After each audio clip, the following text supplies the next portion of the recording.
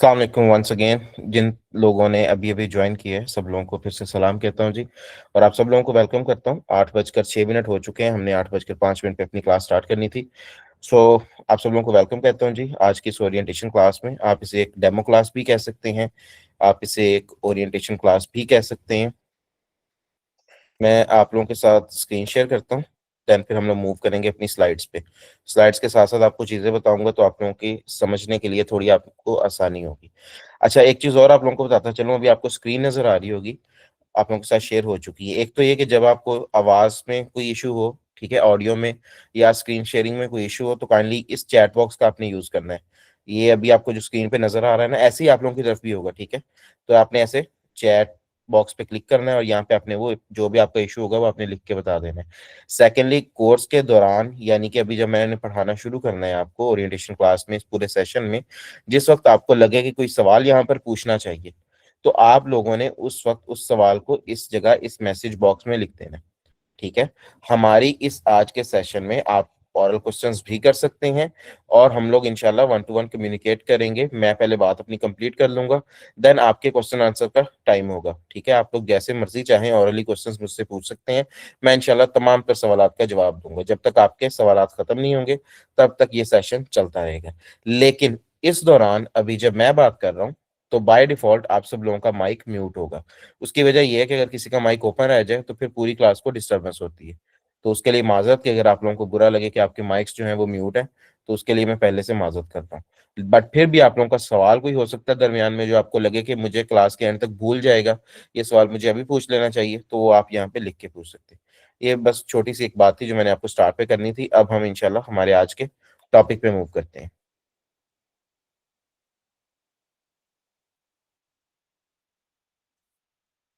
अच्छा जी, शुरू करते हैं अल्लाह के नाम से। बिस्मिल्लाह रहमान रहीम। Certified tax and corporate adviser by IBE, ठीक है। पहली बात, ये जो कोर्स है ये एक सर्टिफाइड कोर्स है। That means certificate will be awarded, ठीक है। और सर्टिफिकेट के क्या खूबियां होंगी, उसके क्या फायदे होंगे, वो सारा कुछ तो फिर मैंने अभी आपको बताना है। बट अभी के लिए इतना समझ लें कि सर्टिफाइड है, ठीक है। यानी कि आपको सर्टिफिकेट दिया जाएगा, एक कोर्स करने के बाद आपके पास एक सनद मौजूद होगी। बिकॉज आपने कल को कंसल्टेंट बनना है, आपने लोगों को सर्विसेज देनी है कंसल्टेंसी की, तो आपके पास एक प्रूफ तो होना चाहिए ना एटलीस्ट। हाँ, अगर आपके पास कोई इस तरह की क्वालिफिकेशन है कि आपके पास कोई प्रॉपर डिग्री वगैरह है, तो उसकी भी सनद होनी चाहिए आपके पास, वो भी होगी। बट एक ऐसा कोर्स जो आपको प्रैक्टिकल स्किल्स देता है, और मार्केट में जिस बंदे ने आपसे प्रैक्टिकल काम करवाना है, अब वो ये जानना चाह रहा है कि बुकिश नॉलेज के अलावा क्या प्रैक्टिकली भी आपको काम आता है, क्या आपने किसी प्रॉपर इदारे से सीखा है, तो उसका सर्टिफिकेट, उसकी सनद ये होगी। Then tax and corporate advisor, that means कि इसके अंदर टैक्सेशन के भी तमाम एस्पेक्ट्स होंगे, आपको हर तरीके से सिखाया जाएगा tax. And at the same time आपको इसमें तमाम तर चीजें कॉर्पोरेट से भी रिलेटेड भी सिखाई जाएंगी। इनफैक्ट हमारा ये जो 4 मंथ कोर्स है, अगर मैं ऐसा कहूँ तो गलत बिल्कुल नहीं होगा कि इसमें नियरली नियरली 95% वो तमाम काम जो एटलीस्ट पाकिस्तान के अंदर बैठकर पूरे कॉर्पोरेट इन्वायरमेंट के अंदर किसी भी बिजनेसमैन को जिस काम की जरूरत पड़ती है, वो 95% काम आपको इस कोर्स के बाद आते होंगे, ठीक है। बहुत ही छोटे छोटे और कोई रेयर चीजें होंगी जो मैंने इस कोर्स में अभी तक शामिल नहीं की, वो सिर्फ इसलिए कि शायद वो चीजें इतनी ज्यादा इंपॉर्टेंट नहीं होंगी, बट आप लोगों का टाइम ज्यादा इंपॉर्टेंट है। तो मैं अनइम्पॉर्टेंट चीजों को करवाने के लिए आप लोगों का इंपॉर्टेंट टाइम जाया नहीं करना चाह रहा। खैर, आगे मूव करते हैं। ये नीचे वाली जो डिस्क्रिप्टिव टाइप चीजें होंगी ये मैं नहीं पढ़ा करूंगा, ये आप लोग खुद पढ़ लीजिएगा। आप लोगों को ये फाइल दी गई होगी, आपके कोऑर्डिनेटर्स ने दी होगी। इदारे का इंट्रोडक्शन भी आप लोग खुद पढ़ लीजिएगा। अभी के लिए मैं सिर्फ इतना बता दूं कि ये इदारा अब तक ये इस इदारे का 44th बैच है, ठीक है, 44th बैच। और कोई राउंड अबाउट 5000 प्लस कंसल्टेंट्स जो हैं वो ये इदारा अल्हम्दुलिल्लाह उनको मार्केट में ला चुका है। मैं ये हरगिज नहीं कहूँगा कि ये इदारा बना चुका है, वो हम तो नहीं कर सकते, वो तो लाजमी बात है कि अल्लाह ताला ही आपको जो है वो इस चीज़ का शऊर देता है और स्किल्स देता है, हम लोग तो सिर्फ उसमें आपकी हेल्प करते हैं। तो अब तक 5000 प्लस जो स्टूडेंट्स हैं वो हमसे लर्न कर चुके हैं डिफरेंट टैक्सेशन के स्किल्स और कॉर्पोरेट के स्किल्स। इदारा जो है आपको ना सिर्फ लाइव क्लासेस ऑफर करेगा, ठीक है, जिस तरीके से आज आप एक लाइव क्लास ले रहे हैं, ना सिर्फ ये लाइव क्लासेस हुआ करेंगी, बल्कि इसके साथ साथ ये तमाम तर लाइव क्लासेस रिकॉर्डेड फॉर्म में भी आपके पास जाएंगी और हमेशा आपके पास मौजूद रहेंगी। जब तक ये इदारा रहेगा, जब तक इदारे की वेबसाइट चलती रहेगी, तब तक ये तमाम तर लेक्चर्स आपके पास रहेंगे और मैं उम्मीद करता हूँ कि इंशाल्लाह ये इदारा ऐसे ही चलता रहेगा। ठीक है, इसके अलावा जो उन रिकॉर्डेड लेक्चर्स के साथ कुछ स्टडी मटेरियल हुआ करेगा, लाइक कोई नोट्स होते हैं, कोई आपके कवानीन होते हैं, कोई रूल्स एंड रेगुलेशंस हैं, कोई एक्ट्स एंड ऑर्डिनेंस हैं, जो भी चीज़ें इस्तेमाल होती हैं, कोई स्लाइड्स वगैरह हैं, वो सब कुछ भी पोर्टल पर अपलोड कर दिया जाएगा। और पोर्टल आपका पर्सनलाइज्ड होगा, उस पे आपका अपना लॉगिन आईडी होगी, आप अपना ईमेल लगाएंगे, आप अपना पासवर्ड लगाएंगे, आप उसे यूज करेंगे, आपकी चीज़ें आपने उन्हें किस तरीके से सेटल करना है, कहाँ कहाँ क्या क्या चीज़ रखी हुई है आपके अपने एलएमएस में, वो आपको पता होगा। ठीक है, हर स्टूडेंट का अलग अलग एलएमएस होगा। सीडीसीए एक 4 मंथ कोर्स है जी, जिसके अंदर जो इसका हाफ पोर्शन है वो टैक्सेशन से रिलेटेड है और हाफ पोर्शन इसका कॉर्पोरेट से रिलेटेड है। इस कोर्स को जितने भी हमारे कॉमर्स के स्टूडेंट्स होते हैं या कॉमर्स क्वालिफाइड स्टूडेंट्स होते हैं, ठीक है, फर्दर जो डिफरेंट डिग्रीज वगैरह को जो है कर रहे होते हैं एक्सप्लोर, या कोई बंदा पूरी तरीके से समझता है कि मैं स्टडी कर चुका हूँ और किसी जॉब के साथ मुंसलिक होते हैं, या कोई बंदा अपना बिजनेस कर रहा है, कॉमर्स ग्रेजुएट हो, वो लॉ ग्रेजुएट हो, ठीक है, इसके अलावा कोई बैंकिंग का जो है स्टूडेंट हो, या किसी बैंक से समझ लें कि वो जॉब कर रहे हो किसी बैंक के अंदर, तो ये लोग हैं जो इस कोर्स को कर सकते हैं। ठीक है, यहाँ पे लिखा भी हो, आप रीड कर सकते हैं। अगर मैं आपको अलग अलग करके बताऊं तो बी कॉम, एम कॉम, सी ए सी ए, ठीक है, सी आई ए, C P A, C M A, ये तमाम तर जो क्वालिफिकेशंस हैं, इनके स्टूडेंट्स हों या चाहे क्वालिफाइड लोग हों, ये लोग भी ये कोर्स कर सकते हैं।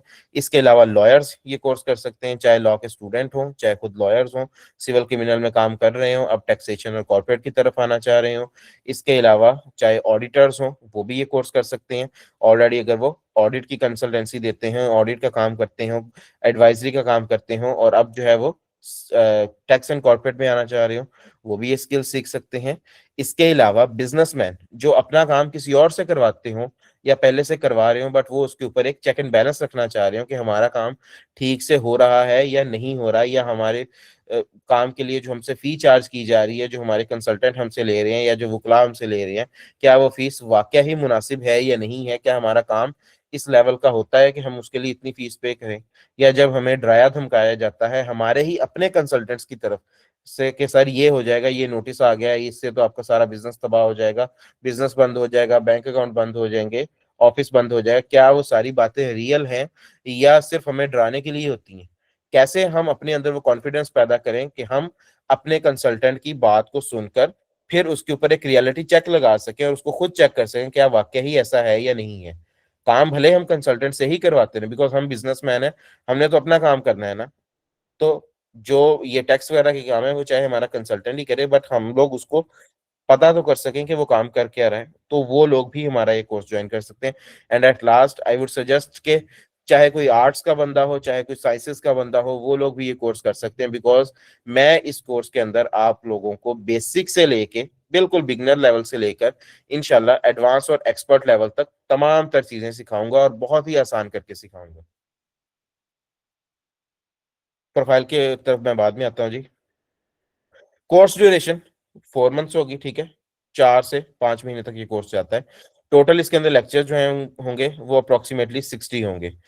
हर लेक्चर की ड्यूरेशन 1.5 घंटा होगी, 1 घंटा मैं बात करूंगा, 30 मिनट आप लोग बात करेंगे। ठीक है, दैट मीन्स 1 घंटे के लेक्चर के बाद 30 मिनट्स का हमारा क्वेश्चन आंसर सेशन हुआ करेगा। अप्रोक्सीमेटली 100 घंटों में हमारा ये कोर्स कवर हो जाएगा। हमारे कोर्स प्लान की अगर बात करें तो इसके अंदर राउंड अबाउट 6 मॉड्यूल्स हैं। ठीक है, module 1 IRIS and basic accounting है, मॉड्यूल 2 इनकम टैक्स है, मॉड्यूल 3 सेल्स टैक्स है, module 4 SECP and corporate filings है, module 5 IPO, chamber of commerce and industries, Pakistan software export board, Pakistan single window, Pakistan engineering council and employ old age benefit institution, ये module 5 में cover किए जाएंगे। और last पे जो हमारा सबसे इंपॉर्टेंट मॉड्यूल है वो है डिजिटल मार्केटिंग।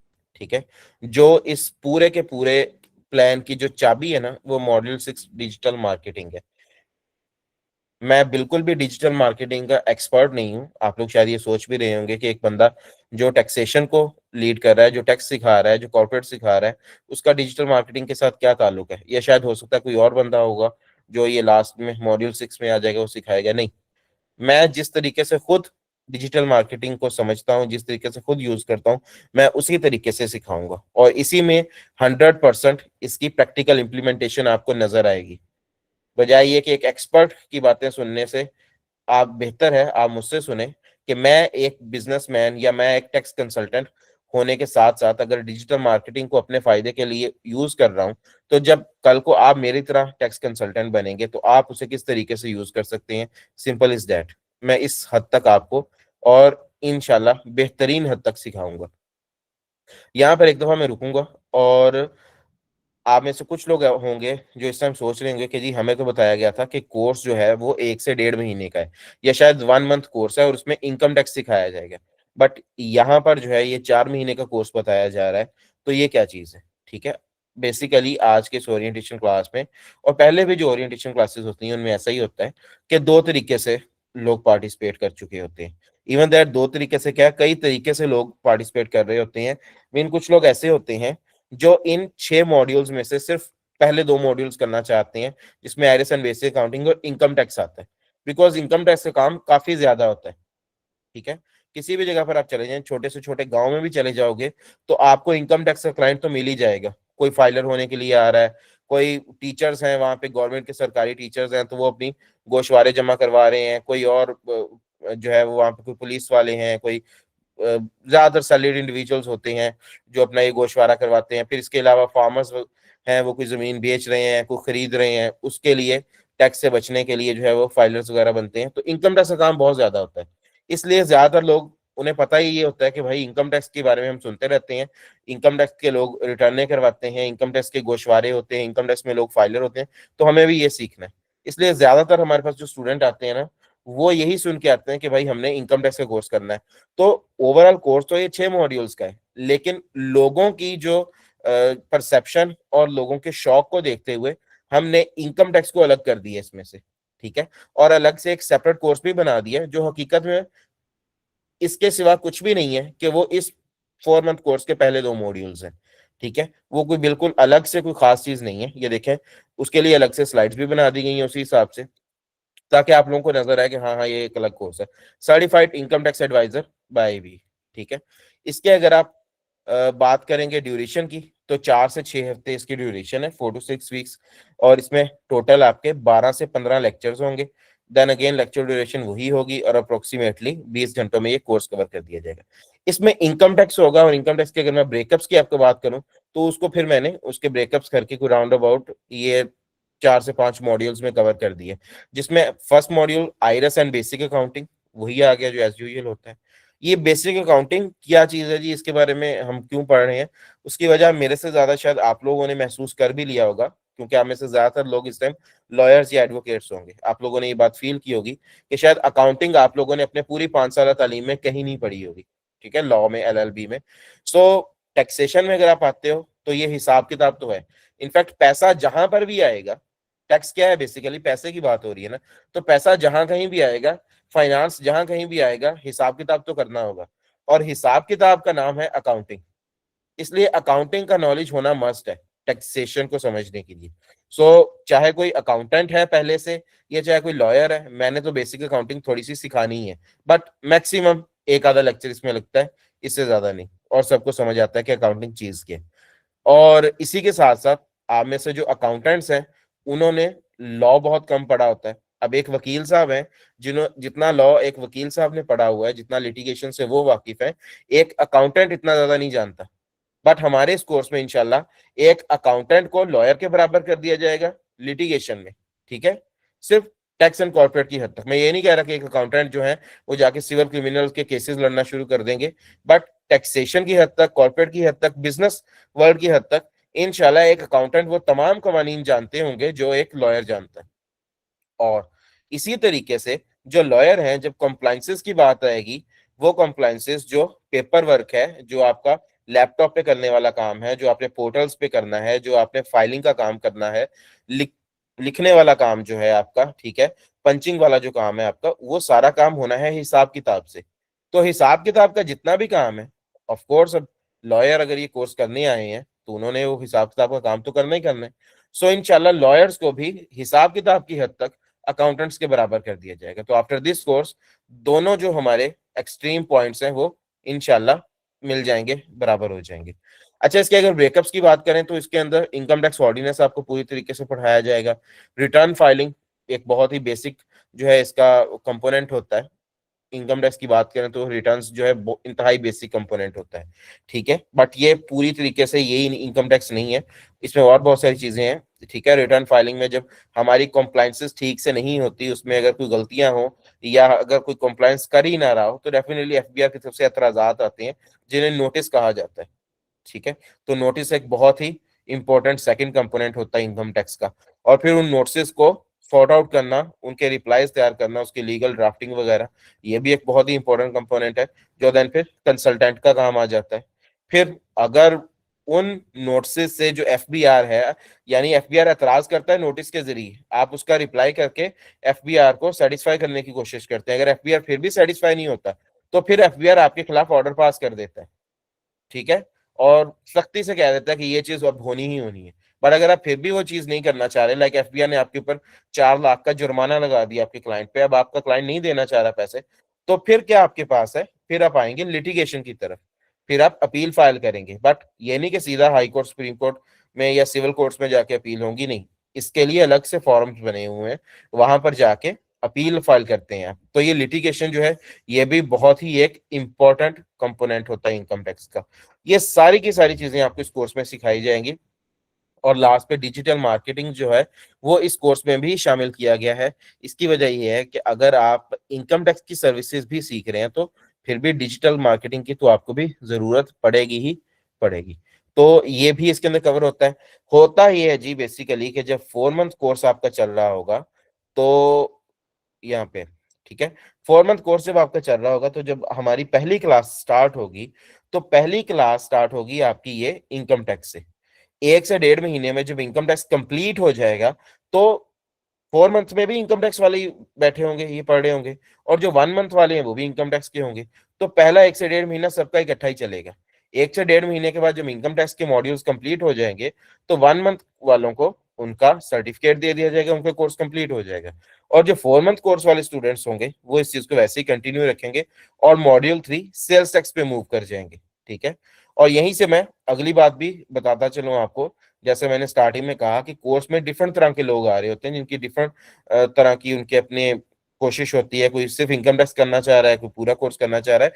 तो एक अलग से और भी कुछ हमारे स्टूडेंट्स होते हैं, वो कहते हैं जी हमने इनकम टैक्स और सेल्स टैक्स करना है सिर्फ, हमने कॉर्पोरेट बिल्कुल नहीं करना, क्योंकि वो सिर्फ और सिर्फ टैक्सेशन से उनको लगाव होता है, उन्हें कॉर्पोरेट के काम अच्छे नहीं लगते।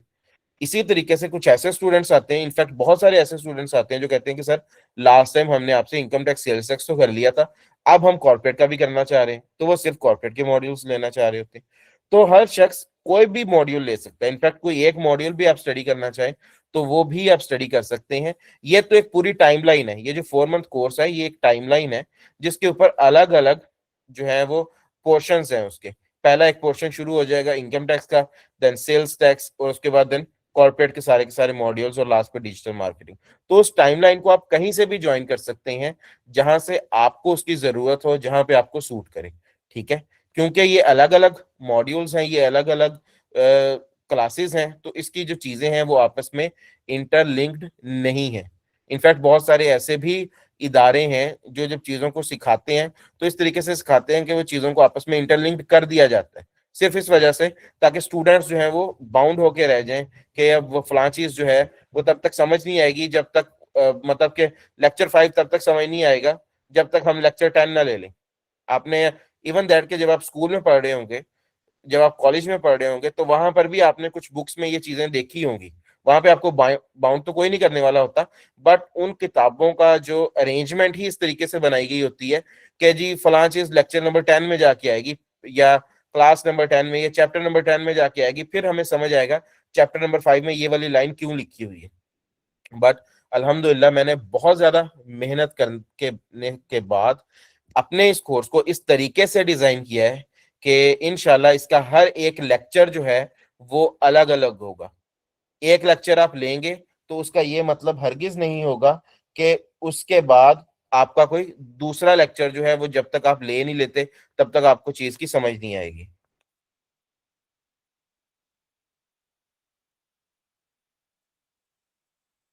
अच्छा जी, चैट बॉक्स को यूज करते हुए काइंडली कंफर्म कीजिएगा किसी को आवाज में इशू तो नहीं आ रहा।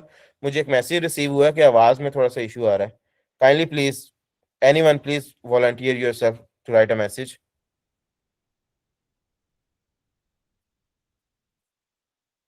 जी मेरे सामने कुछ लोग हैं, असद अली साहब, आसिफ अली साहब, अहमद साहब, आपको आवाज आ रही है? बिलाल साहब कह रहे हैं कोई इशू नहीं है, और बिलाल बलोच साहब, दोनों बिलाल भाइयों ने ही हिम्मत की है, और दोनों भाई कह रहे हैं कि नहीं जी कोई इशू नहीं है। बहुत शुक्रिया डियर। जी ठीक है, कंटिन्यू करते हैं। अच्छा जी, तो खैर ये मॉड्यूल्स वगैरह की बात हो रही थी, तो कोई भी कहीं से भी ज्वाइन कर सकता है, हर लेक्चर अलग अलग होगा, हर मॉड्यूल अलग अलग होगा, किसी चीज का दूसरी किसी चीज के साथ कोई ताल्लुक नहीं है। लास्ट पे जी मैं अभी ये पूरी अगर फाइल की बात करूं तो इसमें बहुत सारी चीजें हैं, बट मैं आप लोगों का टाइम इन चीजों में वेस्ट नहीं करूंगा कि जी मैं आपको एडवांस टैक्स अंडर सेक्शन 147 भी करवाऊंगा, मैं आपको मिनिमम टैक्स रिजीम करवाऊंगा, मैं आपको डिडक्टेबल अलाउंसेस करवाऊंगा। अगर आपको ये सारी चीजें अभी से पता होती तो फिर आप शायद मेरे सामने अभी सीखने के लिए ना बैठे होते। डेफिनेटली अभी आप ये चीजें लर्न करने आए हो, तभी आए हो ना आप लोग। तो अगर मैं अभी से ये चीजें एवं ही बोलना शुरू कर दूं, पूरी लिस्ट बताना शुरू कर दूं कि मैं ये कुछ सिखाऊंगा, उसका फायदा नहीं होगा। हाँ, फाइल आप लोगों को सेंड कर दी है, आप लोग इस फाइल को अपने पास रखो, इसे स्टडी करो, आप लोग इसे देखो, दीगर इदारों से चाहे कभी कभार ऐसे ही कोई दोस्त मिलते हैं ना कि हाँ यार मैंने भी फलां इदारे से चीजें सीखी थी, उनसे आप कंपेयर करो कि क्या ये चीजें वाकई कोई और इदारा भी सिखा रहा है, क्या इतना इन डेप्थ कोई जाके सिखा रहा है, उसके लिए आप इसको यूज कर सकते हो। एंड सेकेंडली अपने पास रखना है अपने इस फाइल को, जब मैं पूरा कोर्स करवा रहा हूँ तो उस टाइम जहां कहीं पर आपको कोई लगेगा कि कोई चीज अभी हमारी स्किप हो गई है, सर जो है वो डिफरेंट बैचेस को पढ़ा रहे होते हैं, तो कहीं पे मुझे ऐसा लगता है कि जी फॉर एग्जांपल मैंने जो हमारा मंडे ट्यूसडे वाला बैच है उससे मैंने कुछ चीज करवा दी है, लेकिन वो चीज मैंने कई दफा ऐसे होता है कि वीकेंड वाले बैच को करवा दी होती है, बट ऐसा फील होता है कि शायद आपको भी करवा दी है। तो बहुत ही रेयर ऐसा होता है कि कोई एक आधी चीज कभी कभार स्किप भी हो जाती है, छोटी सी चीज।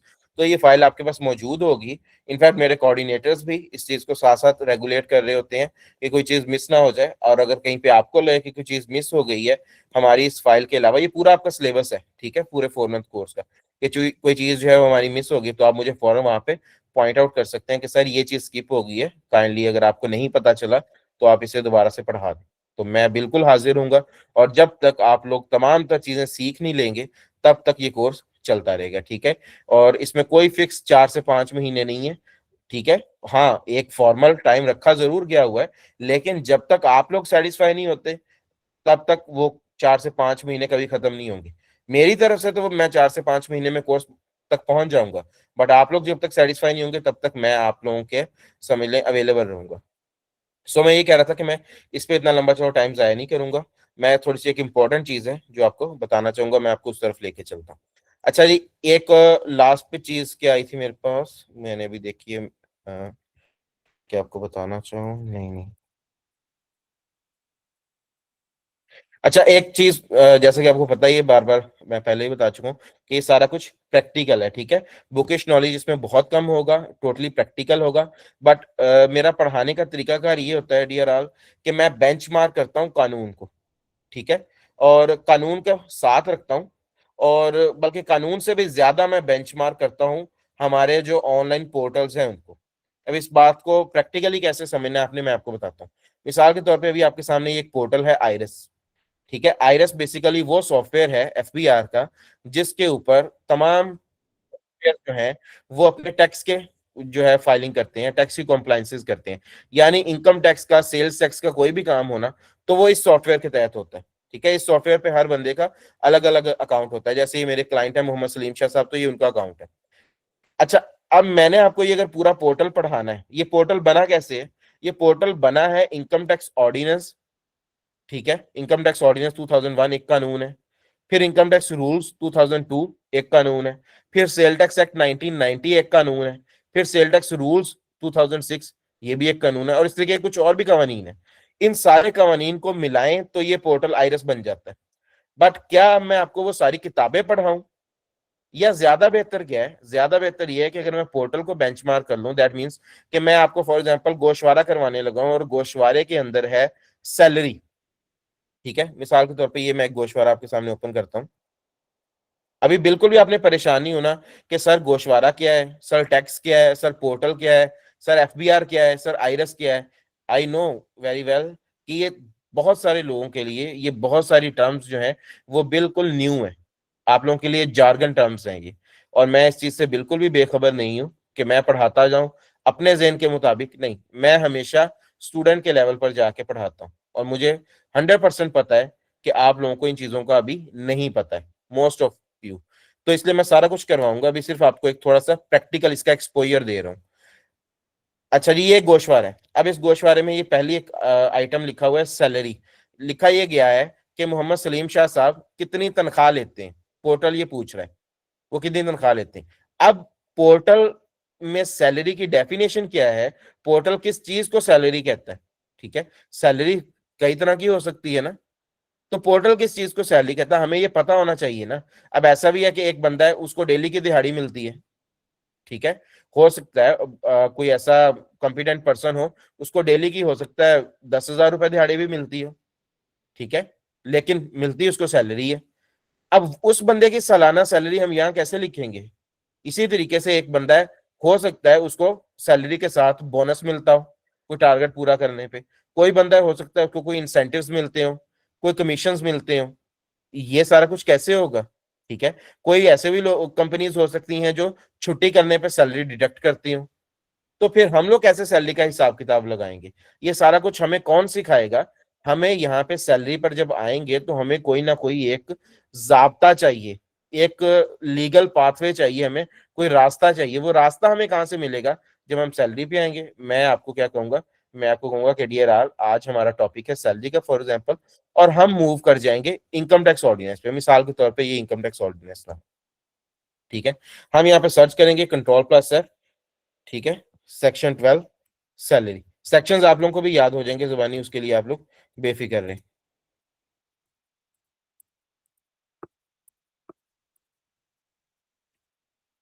12 नंबर जो है ना वो बहुत दफा रिपीट हुआ है इसके अंदर, इसलिए वो 2012 आई जा रहा है, अभी सैलरी आ जाएगा।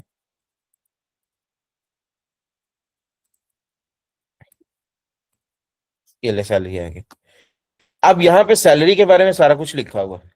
मैं आपको बजाय पूरी किताब पढ़ाने के, मैं आपको स्पेसिफिक सेक्शन, स्पेसिफिक कानून पढ़ाऊंगा कि डियर आल सैलरी इसको कहते हैं। अब ये क्या लिखा हुआ है, salary means any amount received by an employee this this that. ठीक है, अब इसमें वो सारी चीजें लिखी, मुझे पता चल जाए कि अच्छा अच्छा मैंने अपने क्लाइंट की सैलरी को किस तरीके से पंच करना है इस पोर्टल के ऊपर, और ये चीज आसान हो जाएगी। बजाय ये कि मैं हवा में तीर चलाऊं, और बजाय ये कि मैं पूरी किताब जो है जुबानी याद करना शुरू कर दूं पेज 1 से लेके, ऐसा करता रहूंगा तो कवानीन तो बेतहाशा है। आप में से जो लोग एडवोकेट्स हैं वो इस बात को बड़े अच्छे से जानते होंगे, जिन्होंने पता नहीं कितने ज्यादा कवानीन पढ़े होते हैं। तो कवानीन तो बहुत ज्यादा है, वो पढ़ने के लिए तो सालों लगते हैं, ये तो एक शॉर्ट कोर्स है। तो इसको बेहतर तरीके से हमने कैसे लेके जाना है, मैं ना तो आपको पोर्टल के पीछे लगाऊंगा कि भाई पहले आपने ये वाला बटन दबाना है, जब ये वाला बटन दबाओगे तो इधर से एक लाल रंग की बत्ती बलेगी, और फिर क्या होगा, फिर आपने ये वाला बटन दबा देना है, जैसे ही यहाँ पे ग्रीन लाइट आएगी फिर ये वाला बटन। ऐसा नहीं मैं करूंगा। ऐसा करूंगा तो अगर कभी यहाँ पे रेड कलर की लाइट ना जली किसी गलती की वजह से, तो आप लोग तो वहीं पे स्टक हो जाओगे।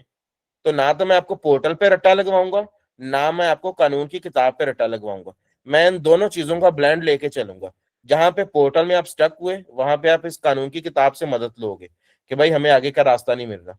और जहां पे आपको लगेगा कि किताब में जो चीजें लिखी हुई हैं उनकी प्रैक्टिकल इंप्लीमेंटेशन मुझे कहीं पे नजर आए, मैं प्रैक्टिकली उन चीजों को एक्सप्लोर करूं, तो उनकी प्रैक्टिकली शक्ल देखने के लिए आपको आईरस में आना पड़ेगा, और आईरस में आपको उनका प्रैक्टिकल एक्सपोजर, उनकी डायग्राम नजर आ जाएगी। इस तरीके से हम लोग इंशाल्लाह लिंक करके चलेंगे तमाम चीजों को। और एक और चीज जो एक जस्ट एक एडिशन है, मैं आप लोगों को गाइड करता चलूं। मैंने जैसे कि पहले आपको बताया कि इसमें काफी सारी चीजें लिंक होगी। इनकम टैक्स होगा, सेल टैक्स होगा, उसके फिर अलग अलग किताबें होंगी, फिर ये सॉफ्टवेयर के ऊपर भी मैंने काम करवाना है, फिर कुछ मेरी स्लाइड्स भी होंगी इस तरीके की, ये जैसे ये वाली स्लाइड है। ठीक है, जैसे ओरिएंटेशन की स्लाइड है ऐसे फिर फर्दर नोट्स भी होंगे। अब मैं इतना ही सारी चीजें आपको अलग अलग दूंगा तो ये तो आपके लिए बहुत ही मैसी हो जाएगा सब कुछ।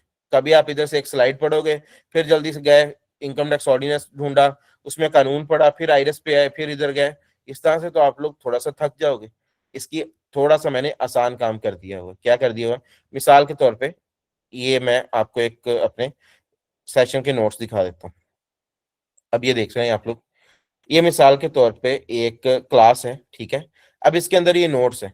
मैं थोड़ा स्क्रीन को बड़ा करके दिखाता हूँ, बल्कि पहले थोड़ा छोटा करके देख लें। अब अगर आपको नजर आए तो इस जगह पे ये प्रॉपर एक्सेल के नोट्स तैयार किए गए हैं, ठीक है, जिसमें आप लोग प्लस माइनस देख रहे हो। ये एक क्लाइंट की सैलरी की सारी वर्किंग है। अब इसके अंदर जो कवानीन इस्तेमाल हुए हैं, ये किताब के पेजेस, बजाय ये कि अब आप इनकम टैक्स ऑर्डिनेंस पे जाओ, मैं पर्सनली उन किताब के पेजेस यहाँ पर लाके पेस्ट कर देता हूँ। मिसाल के तौर पे ये है ना, ये सैलरी आपने पढ़ा है, मैं क्या करता हूँ, मैं इसको थोड़ा सा ऐसे स्क्रीन को छोटा करता हूँ, ठीक है। उसके बाद मैं लेता हूँ इसका स्क्रीनशॉट, ठीक है, इस तरीके से,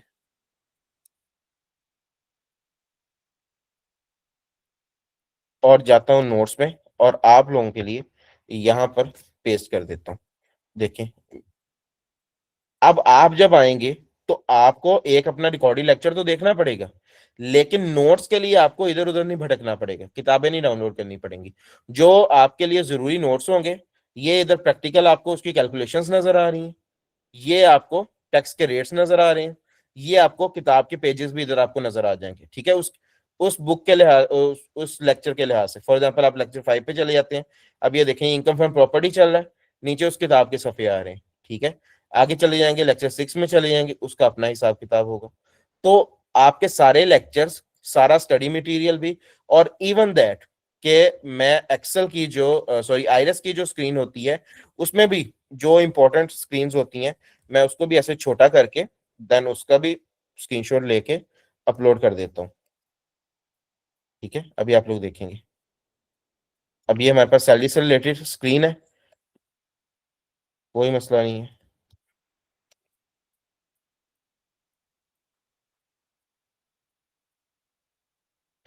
ये मैं आपको इसलिए सिखा रहा हूँ कि जब आप अपना काम करने बैठे ना, तो उस टाइम आप भी ऐसे ही कर सकें।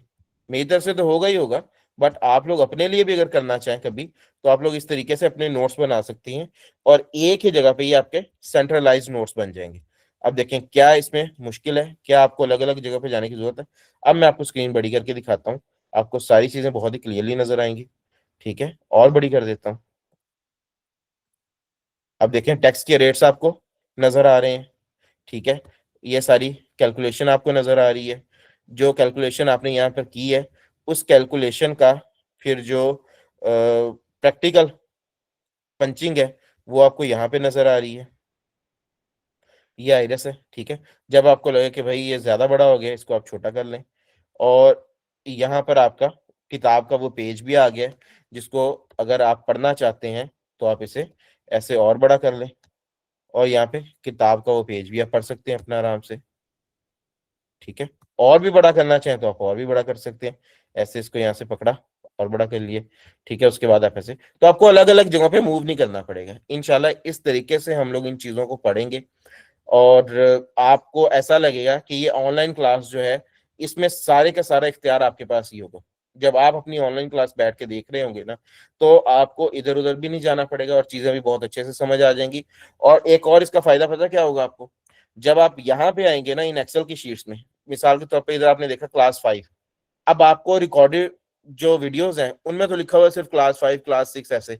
अब आपको, आपके सामने क्लाइंट आ गए हैं, उन्होंने आपसे जो है वो इनकम फ्रॉम प्रॉपर्टी वाले क्लाइंट है, ठीक है, उनकी प्रॉपर्टी का काम है, उन्होंने आपसे टैक्स की फाइलिंग करवानी। अब आपको बीच में से कोई चीज भूल गई है, आप कहते हैं कोई मसला नहीं है, मैं जाता हूँ एलएमएस पोर्टल पे, वहां से जाके वो इनकम फ्रॉम प्रॉपर्टी वाली क्लास डाउनलोड करता हूँ, और बैठ के रिकॉर्डिंग जो है देख लेता हूँ, और फिर मैं क्लाइंट का काम कर देता हूँ। आप वो क्लास ढूंढने लगते हैं, आपको क्लास ही नहीं मिल रही, आप क्या करेंगे? आप सिंपल गूगल शीट पे आओगे, देखोगे कि अच्छा कौन सी क्लास है जिसमें सर ने इनकम प्रॉपर्टी करवाया, अच्छा अच्छा क्लास 5 है, ठीक है, इसमें करवाया, वहां पे जाएं, क्लास 5 को ओपन करें, साथ रिकॉर्डिंग देखें, साथ ये वाले नोट्स देखें जो उस टाइम आपके सामने बनाए गए होंगे, साथ यहाँ से कानून पढ़ें, और फिर उस क्लाइंट का काम करें। तो आप मुझे बताएं कि ये इससे ज्यादा इजी और क्या हो सकता है? तो इंशाल्लाह हम लोग सारी चीज़ों को इस तरीके से लेके चलेंगे। और अभी मैंने डिजिटल मार्केटिंग के बारे में बात नहीं की, इंशाल्लाह उस तरफ भी चलता हूँ, और साथ में देख सकता हूँ आप लोगों की कोई सवालात हैं तो वो भी एक नज़र। जी जी, ये सारा कुछ डियर हाल आप लोगों के लिए होगा। मोहम्मद यासर, स्क्रीन मेरे पास सर आवाज कर रही है। अच्छा अच्छा, कुछ सेक्शंस भी भाइयों ने की। अच्छा, मैं ज्यादा टाइम नहीं लूंगा सवालों का जवाब देने में, लेकिन मैं बस एक नजर देख लूं क्या सवाल लिखे हैं। Income tax and sales tax module की क्या फीस होगी, ये डियर ऑल सब कुछ आपको अभी बता दूंगा। 153 सेक्शन का जिक्र नहीं है इस फाइल में।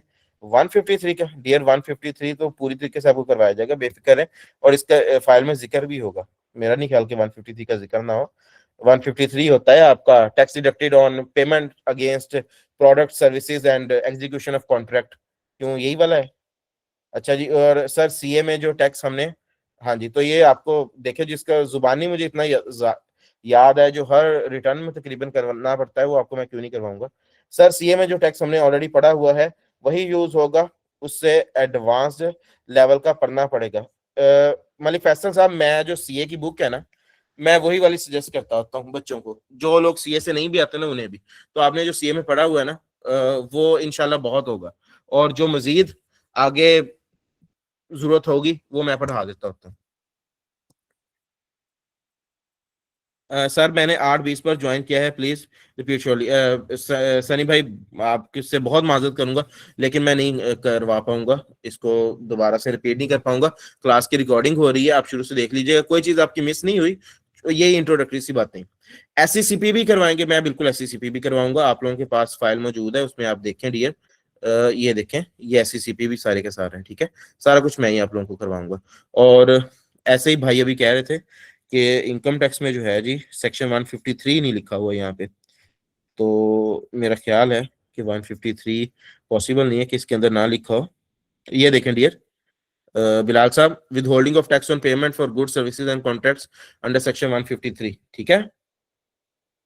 तो एक एक सेक्शन करवाया जाएगा आपको। बट नाइस टू सी कि जो है बहुत ही अच्छे से आपने एक चीज को पॉइंट आउट किया है, और आप लोग जो है कीन लर्निंग करना चाह रहे हैं। अच्छा जी, अब मैं ना आप लोगों को चलता हूँ इधर, जो हमारी, कहाँ गया ये रहा, ओरिएंटेशन क्लास के जो नोट्स है ना। एक चीज बहुत ही इंपॉर्टेंट है जी, जो आप सब लोगों को पता होनी चाहिए, कि why do business needs a consultant. आप लोग डॉक्टर बनते हैं, आप लोग इंजीनियर बनते हैं, आपके सामने ही है, काफी ज्यादा रिवायत है इस चीज का, doctor engineer doctor engineer. But at the same time एक चीज को हमेशा मद्देनजर रखा जाता रहा है कि क्या इस चीज की डिमांड है, डॉक्टर की डिमांड है, इंजीनियर की डिमांड है। और फिर आप लोगों ने देखा आहिस्ता आहिस्ता कि नहीं, इंजीनियर की डिमांड बहुत ज्यादा गिरती चली गई, और फिर लोगों ने भी आहिस्ता आहिस्ता इस प्रोफेशन से थोड़ा दूर हटना शुरू कर दिया, कि नहीं भाई, इंजीनियर बनने का तो कोई फायदा ही नहीं है, इसमें तो बहुत ज्यादा इंजीनियर्स बन चुके हैं, और अब तो सैलरी वगैरह जो है वो भी बहुत कम मिलती है, ठीक है। तो डेक्लाइन आपको देखने में नजर आया, उसकी वजह क्या थी? डिमांड कम हो गई। यही चीज हर प्रोफेशन में अप्लाई होती है। आप एक कंसल्टेंट बनने जा रहे हैं, आपने मुझे अपने 4 से 5 महीने देने हैं, डेफिनेटली थोड़ा बहुत फीस भी पे करेंगे आप इदारे को। तो दो तरीके से अपने आप को इन्वेस्ट करोगे, आप लोग टाइम भी दोगे, पैसा भी दोगे, और उसके बाद पता चले कि नहीं इसकी कोई इतनी ज्यादा डिमांड नहीं है, तो फिर ये तो सीधा सीधा नुकसान हुआ ना। सो आप सब लोगों ने ये चीज भी लाजमी कर दी है कि अपनी इस बारे में रिसर्च भी करें कि क्या इस पेशे की, क्या इस प्रोफेशन की डिमांड भी है। अगर मुझसे पूछेंगे तो मैं कहूंगा सबसे ज्यादा डिमांड ही इस पेशे की है, ठीक है। तो लेकिन मेरी बात पे अगर ना यकीन है तो फिर अपनी प्रॉपर रिसर्च कीजिएगा। अच्छा, डिमांड कैसे है? वैसे मैं इसके बारे में वो लंबा चौड़ा बताता होता हूँ, लेकिन अभी सादा सी चीज बता दूं कि भाई पाकिस्तान में ना हर बंदे को, हर बिजनेस को, हर इंसान को जो है टैक्स देना पड़ता है, ठीक है। वो चाहे सैलरीड हो, चाहे बिजनेस क्लास का हो, चाहे किसी ने अपना मकान किराए पे चढ़ाया हो, हर बंदा कहीं ना कहीं पे टैक्स दे रहा होता है। और खास तौर पर अब आप ये कहेंगे कि भाई ठीक है, मान लिया हर बंदा कहीं ना कहीं पे टैक्स दे रहा होगा, तो क्या हर बंदा हमें हायर कर लेगा? अपना 10 रुपए का टैक्स देने के लिए भी हमें थोड़ी हायर करेगा कोई बंदा। भाई हाँ, आपको हायर करेंगे बिजनेस कम्युनिटी। क्यों? क्योंकि ज्यादातर है ही बिजनेस कम्युनिटी। ये जब मैं ये कहता हूँ जी सैलरीड क्लास, तो सैलरीड क्लास कहीं ना कहीं पे जॉब करके ही सैलरीड क्लास बन रही है ना। सैलरी कौन देता है? बिजनेसमैन सैलरी देता है। That means there is business, business है, बिजनेसमैन है, और बिजनेसमैन को ये कॉम्प्लाइंसेस नहीं करनी आती। अगर वो इतनी सारी कॉम्प्लाइंसेस को सीखने बैठ जाएगा ना, तो वो अपना बिजनेस कैसे करेगा? वो कपड़े का बिजनेस कैसे करेगा? वो जूते का बिजनेस कैसे करेगा, वो रियल एस्टेट का बिजनेस कैसे करेगा, वो अपने दिमाग को वहां इन्वेस्ट करेगा या वो इतनी सारी कंप्लायंसेस के झमेलों में पड़ेगा। ये आपकी फील्ड है, इसमें आप एक्सपर्ट हैं, आपने अपने क्लाइंट को जो है इसके अंदर हेल्प आउट करना है। और हमारा ये जो कोर्स है ये कभी भी जॉब ओरिएंटेड नहीं होता।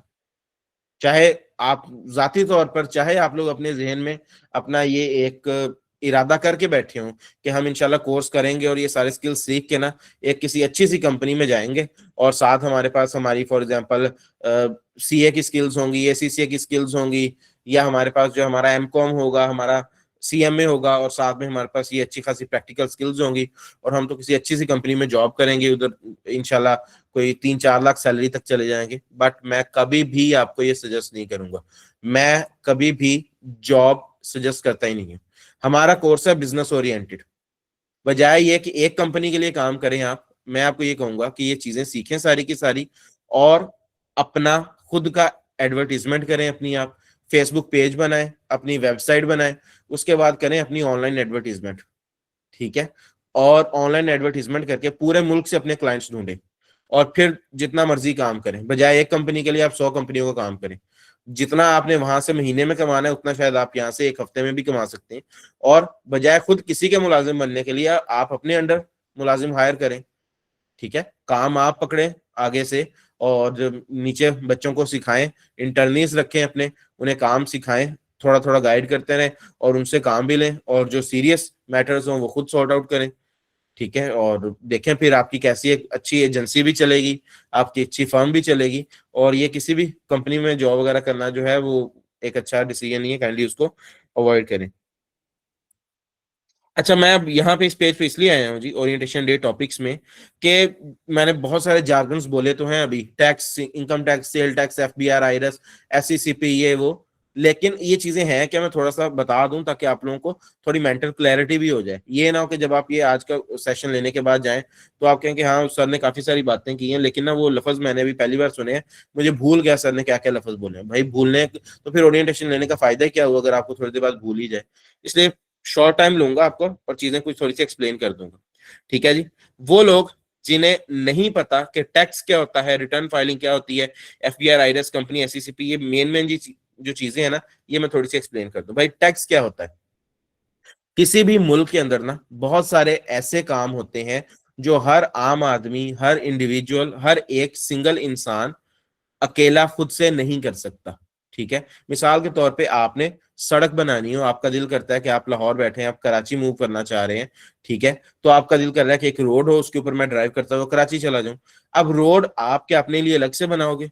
मान लेते हैं आप बना भी लेते हो, तो क्या आप उसको अपने लिए एक्सक्लूसिव कर सकोगे कि सिर्फ उसे मैं यूज करूं, कोई और यूज ना करे? नहीं, पॉसिबल नहीं है, ठीक है। इसी तरीके से डिफेंस है, आप अगर चाहो कि आपके ऊपर इंडिया हमला ना करे, ठीक है, आप एक आदमी पूरे मुल्क में बैठे हुए और इंडिया आप पे हमला ना करे, अमेरिका आप पे हमला ना करे, ये कैसे पॉसिबल है? आप अपने आप को अकेले को बचा लोगे, और वो भी एक्सक्लूसिवली, कि फिर आपकी जो डिफेंस की जितनी भी इंतजाम हो वो सिर्फ आपके लिए हो, किसी दूसरे के लिए ना हो? नहीं, इस तरीके के और बेतहाशा काम ऐसे हैं जो स्टेट के काम होते हैं, जो रियासत खुद करती है। उसमें आपकी डिफेंस का महकमा आ जाता है, उसमें आपकी हेल्थ आ जाती है, उसमें आपकी एजुकेशन आ जाती है, उसमें आपके जो है अमनो अमान के महकमे आ जाते हैं, इंसाफ का महकमा आ जाता है, इसके अलावा एडमिनिस्ट्रेशन आ जाती है, ठीक है, इसके अलावा इंफ्रास्ट्रक्चर आ जाता है। तो ये सारे काम करने होते हैं स्टेट ने। स्टेट के पास पैसा कहाँ से आता है? या तो किसी मुल्क में कोई मिनरल्स वगैरह निकलते हैं, कोई मादनियात निकल आती हैं, कोई तेल निकल आया, कोयला निकल आया, ठीक है, कोई गैस निकल आई है, गोल्ड निकल आया, तांबा निकल आया। ऐसे मुल्कों को टैक्स की जरूरत नहीं होती, ठीक है। ऐसे मुल्कों के पास इतना ज्यादा पैसा आ जाता है, जैसे कि आपके पास अरब कंट्रीज हैं, ठीक है, मिडिल ईस्ट कंट्रीज हैं, उनके पास तेल की बहुत ज्यादा पैदावार होती है, तो वो अपने सारे काम तेल बेच के कर देते हैं। और ऐसी भी बहुत सारी कंट्रीज हैं जिनमें टूरिज्म स्पॉट्स इतने ज्यादा हैं कि उनमें पूरी दुनिया से लोग देखने आते हैं उस मुल्क को, और इतना ज्यादा रेवेन्यू उससे हासिल हो जाता है उस मुल्क को कि मुल्क उसी पैसे से चलता रहता है। तो जो ऐसे ममालिक है ना, उन्हें तो अवाम से पैसा मांगना नहीं पड़ता। बट वो डेवलपिंग कंट्रीज जिनके पास इस तरीके के मौके ना हो, उनके पास एक ही ऑप्शन बचता है कि अपने ही अवाम से पैसा मांगना पड़ता है। तो अगर कोई स्टेट अपने ही मुल्क में रहने वाले लोगों से ये कहे कि अपनी अपनी हैसियत के मुताबिक हमें थोड़े थोड़े पैसे दें अपनी इनकम में से, तो उसे हम लोग क्या कहते हैं, टैक्स। ठीक है, हम लोग गवर्नमेंट को क्या देते हैं, टैक्स देते हैं। जब हम लोग गवर्नमेंट को खुद पैसा कमा के उसमें से शेयर देते हैं तो वो चीज टैक्स कहलाती है। ये है टैक्स। अब एक कारोबारी आदमी ने अपनी आमदन में से कितना टैक्स देना है, उसे ये बात बताएगा एक कंसल्टेंट। उसे तो नहीं पता होगा ना कि उसने कितना देना है। अगर उसने कहीं पे कम दे दिया और एफबीआर ने आके उसका दफ्तर ही बंद कर दिया, या उसका बैंक अकाउंट सीज कर दिया, या उसके चलते चलते की बेचारे की मोबाइल फोन में सिम ही ब्लॉक हो गई, ये सारा कुछ कानून में लिखा हुआ है, तो क्या फायदा, वो बिजनेस कैसे करेगा फिर। तो कंसल्टेंट का होना जरूरी है उसके लिए। कंसल्टेंट उसे गाइड करेगा कि उसने कितना टैक्स देना है, कब देना है, ड्यू डेट से पहले देना है, फाइन वगैरह लगते हैं उनसे कैसे बचना है, नोटिस आ जाता है कैसे उसको जो है वो क्लाइंट को डिफाइंड करना है, अपील कैसे करनी है, ये सारा काम कंसल्टेंट का है। तो ये है जी टैक्स। अच्छा, इस टैक्स को लेने के लिए ना हुकूमत पाकिस्तान ने एक इदारा बना दिया हुआ है। उस इदारे का नाम है FBR, federal board of revenue. आप ऐसे सिंपली गूगल पे सर्च करोगे ना एफबीआर, तो ये एफबीआर की वेबसाइट ओपन हो जाएगी। ठीक है, आप लोग ऐसे ही वेबसाइट देख भी सकते हैं। ठीक है, ये वेबसाइट एक इंट्रोडक्टरी वेबसाइट है। एफबीआर के मुतालिक तमाम तर इंफॉर्मेशन इस वेबसाइट पर मौजूद है। एफबीआर की तरफ से कोई भी नया नोटिफिकेशन आता है, कोई सर्कुलर आता है, कोई एसआरओ, कोई ऑर्डर वगैरह आता है, कोई नया कानून में एडिशन होती है हुकूमत पाकिस्तान की तरफ से, वो सारा कुछ इस वेबसाइट पर मिल जाता है। इसके अलावा ठीक है, और ये इदारा क्या क्या कुछ कर रहा होता है और फ्यूचर में क्या करने वाला होता है, क्या अपडेट्स होती हैं, वो सारा कुछ आप इस वेबसाइट से हासिल कर सकते हैं। ठीक है, इसके अलावा आपने वो कानून जो पढ़ने हैं, जैसे कि मैंने अभी आपके साथ शेयर किया है, तो आपने डाउनलोड करने हैं तो आप यहाँ से डाउनलोड कर सकते हैं। ऐसे और ये देखें, हर तरह के एक्ट्स पढ़े हैं, ये हर तरह के ऑर्डिनेंस पढ़े हैं, ये हर तरह के रूल्स पढ़े हैं। ठीक है, काफी सारे कानून है। अच्छा, अब ये जो इदारा गवर्नमेंट ने बनाया है टैक्स कलेक्शन के लिए, टैक्स लेने के लिए, इस इदारे ने ना, पुराने जमाने में तो इस इदारे का ये काम था कि ये मैनुअली टैक्स कलेक्ट करता था, लोग जाते थे अपना टैक्स जमा करवा आते थे।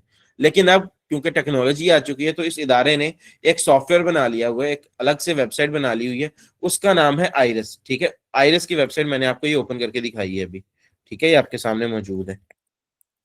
इस पे हर बंदे का अलग अलग लॉगिन, जिस तरीके से हमारा एलएमएस है ना, जिसपे आप लोगों ने अपने अपने लेक्चर्स लेने हैं, इसी तरीके से एफबीआर का ये जो है आइरिस है। आप गूगल पे जाएंगे, IRIS लिखेंगे, सर्च करेंगे, जो पहली वेबसाइट आएगी ना, ये वाली आइरिस 2.0, इसको आपने ऐसे ओपन कर लेना है। ठीक है, तो ये क्या है, ये आइरिस है जिसपे आप लोगों ने सारा इनकम टैक्स सेल्स टैक्स का काम करना है। इसके अलावा नेक्स्ट चलते हैं। तो ये वो वेबसाइट है। अब मैंने आपको जब काम सिखाना है, और मैं जब बार बार ये कहूंगा कि जी मैंने प्रैक्टिकल सिखाना है, प्रैक्टिकल सिखाना है, तो प्रैक्टिकल का मतलब क्या है कि टैक्स अब किस तरीके से पे किया जाता है। डेफिनेटली आइरस के जरिए अगर टैक्स पे हो रहा है, आइरस के जरिए गोशवारे जमा हो रहे हैं, तो फिर मैं आपको आइरस सिखाऊंगा ना। आइरस पे आप इनकम टैक्स भी सीखेंगे, आप आइरस पे सेल्स टैक्स भी सीखेंगे। ठीक है, इसके अलावा रिटर्न फाइलिंग के बारे में लोगों को थोड़ा सा मसला होता है, तो मैं आज की इस क्लास में ये क्लियर कर दूं भाई। रिटर्न जो है, ये पूरा लफ्ज है रिटर्न ऑफ इनकम। ठीक है, रिटर्न ऑफ इनकम का ये मतलब होता है कि आपकी आमदन, आपके अखराजात, और अखराजात निकालने के बाद जो आपकी बचत होती है, वो इन सारी चीजों का हिसाब किताब आप जाके एफबीआर को जमा करवा देते हो।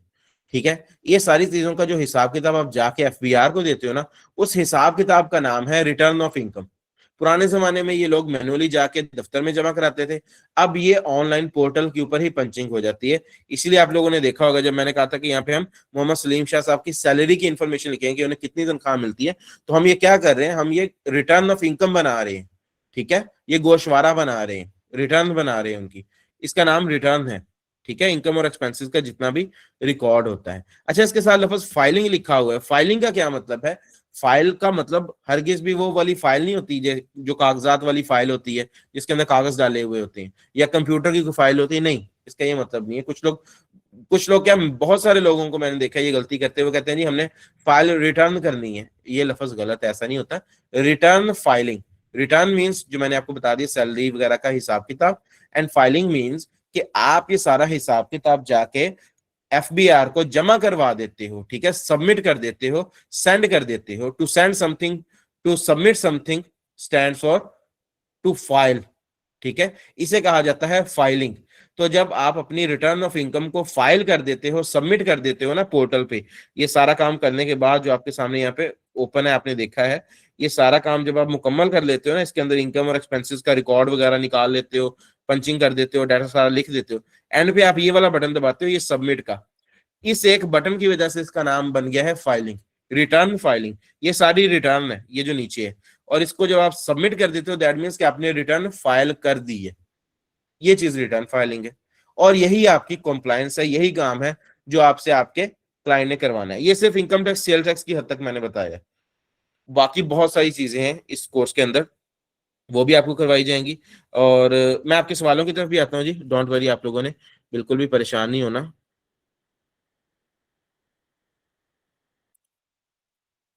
ठीक है, इसी तरीके से कंपनी क्या है? कंपनी पाकिस्तान का एक इदारा है जी, securities and exchange commission of Pakistan. जिस तरीके से इदारा देखा ना आपने एफबीआर, ऐसे ही इदारा है securities and exchange commission of Pakistan. उसकी अगर आप वेबसाइट देखेंगे ना तो ये उसकी वेबसाइट है, ठीक है, scp.government.pk। ये इदारा कंपनीज को बनाता है, रजिस्टर करता है। कंपनीज क्या होती हैं? बड़ी बड़ी कंपनीज जिनके एंड पे लफज लिमिटेड नहीं लिखा होता, आप लोग देखते हैं, private limited, single member company private limited, ठीक है, तो गारंटी लिमिटेड, ये कंपनियां कहलाती हैं। आमतौर पे तो आपने सुना होता है ना, कोई भी बंदा कोई अपना छोटा मोटा बिजनेस करता है तो वो कहता है जी अब ये मेरी कंपनी है। नहीं, उसे कंपनी हरगिज नहीं कहते। कंपनी सिर्फ वो इदारा होता है, वो बिजनेस होता है जो जिसे ये इदारा रजिस्टर करता है, securities and exchange commission of Pakistan. तो जिस तरीके से एफबीआर का प्रॉपर पोर्टल आपने देखा है ना, आईरिस, उस पर सारे काम होते हैं, इसी तरीके से कंपनीज का काम करने के लिए ये पोर्टल है, इसे कहते हैं लीप। ठीक है, ये पोर्टल एससीसीपी ने बनाया हुआ है। इसके ऊपर भी उसी तरीके से लॉगिन होता है, क्लाइंट की लॉगिन आईडी लगती है, नीचे पासवर्ड लगता है, और इसके अंदर कंपनीज के काम होते हैं सारे के सारे। ठीक है, तो ये आपको अलग से फिर सारा कंपनीज का काम सिखाया जाएगा। कंपनियों में डायरेक्टर्स लगाना, कंपनीज के इलेक्शन, कंपनीज की मीटिंग्स, कंपनीज के अंदर ऑडिटर्स लगाना, कंपनीज की ऑडिट रिपोर्ट्स बनाना, कंपनी के फाइनेंशियल अकाउंट्स को अपलोड करना, कंपनी की एनुअल फाइलिंग जिसमें आपके फॉर्म्स आ जाते हैं, फॉर्म ए है, फॉर्म 9 है, ठीक है, फॉर्म पुराने जमाने में 29 28 होते थे, फॉर्म 19 आ गया है अब। तो ये सारी चीजें जो है ये आपको एससीसीपी में सिखाई जाएंगी। एससीसीपी के जितने भी काम होते हैं ना वो इस पोर्टल से होते हैं, ठीक है। ऐसे इसके अंदर कंपनी आपके सामने बनी हुई होगी, फॉर एग्जांपल अब जैसे ये कंपनी है नेचर प्लस, तो इसका कोई भी काम करना होगा तो ये सारे काम यहाँ इस पोर्टल से होते हैं। ये मैंने आपको बिल्कुल एक मोटा मोटा सा बता दिया। इसके अलावा और बहुत सारे पोर्टल्स हैं, जैसे आईपीओ का पोर्टल है जिसपे इंटेलेक्चुअल प्रॉपर्टी ऑर्गेनाइजेशन के सारे काम होते हैं। इसके ऊपर ट्रेडमार्क और लोगो वगैरह रजिस्टर करवाते हैं आपसे बिजनेसेस। पाकिस्तान सिंगल विंडो है, जो लोग इंपोर्ट एक्सपोर्ट करना चाहते हैं उन्हें इस पोर्टल की जरूरत पड़ती है, ये सारा काम भी आपको सिखाया जाएगा। जो लोग फ्रीलांसर्स हैं, सॉफ्टवेयर हाउसेस हैं, कॉल सेंटर्स हैं, वो सारा काम अपने इस पोर्टल से करते हैं। इसे techdestination.com कहा जाता है, basically Pakistan software export board का ये पोर्टल है। जो लोग इंजीनियर्स हैं या जिनकी इंजीनियरिंग फर्म्स हैं, जो लोग गवर्नमेंट के टेंडर्स पे बिडिंग करते हैं, गवर्नमेंट कॉन्ट्रैक्टर्स हैं, सड़कें बनाते हैं, ब्रिजेस बनाते हैं, फ्लाईओवर्स बनाते हैं, हाईवेज बनाते हैं, वो लोग कहाँ जाते हैं, कैसे अपनी फर्म बनाते हैं, कैसे रजिस्ट्रेशन कराते हैं, फिर कैसे उन्हें गवर्नमेंट से ऑर्डर्स वगैरह मिलते हैं, उन्हें इस तरह के पोर्टल की जरूरत पड़ती है। ये भी आपको सारा कुछ सिखाया जाएगा। इसके अलावा chamber of commerce and industries का काम आपको सिखाया जाएगा, ईओबीआई में इनरोलमेंट का काम सिखाया जाएगा। तो ये सारा कुछ हमारे इस कोर्स में शामिल है। लेकिन एक चीज अब लास्ट रह गई है, जिसकी तरफ आप सब लोग शायद सोच भी रहे होंगे, अब मैं उसी तरफ आ रहा हूँ। ठीक है, आप लोगों ने देखा होगा मिसाल की तरफ तौर पर, अच्छा ये तो मैंने आपको सिखा दिया ना, क्यों क्यों चाहिए बिजनेस को कंसल्टेंट, इन्हीं सारी चीजों के लिए चाहिए ना, इतने सारे इदारे बताए हैं।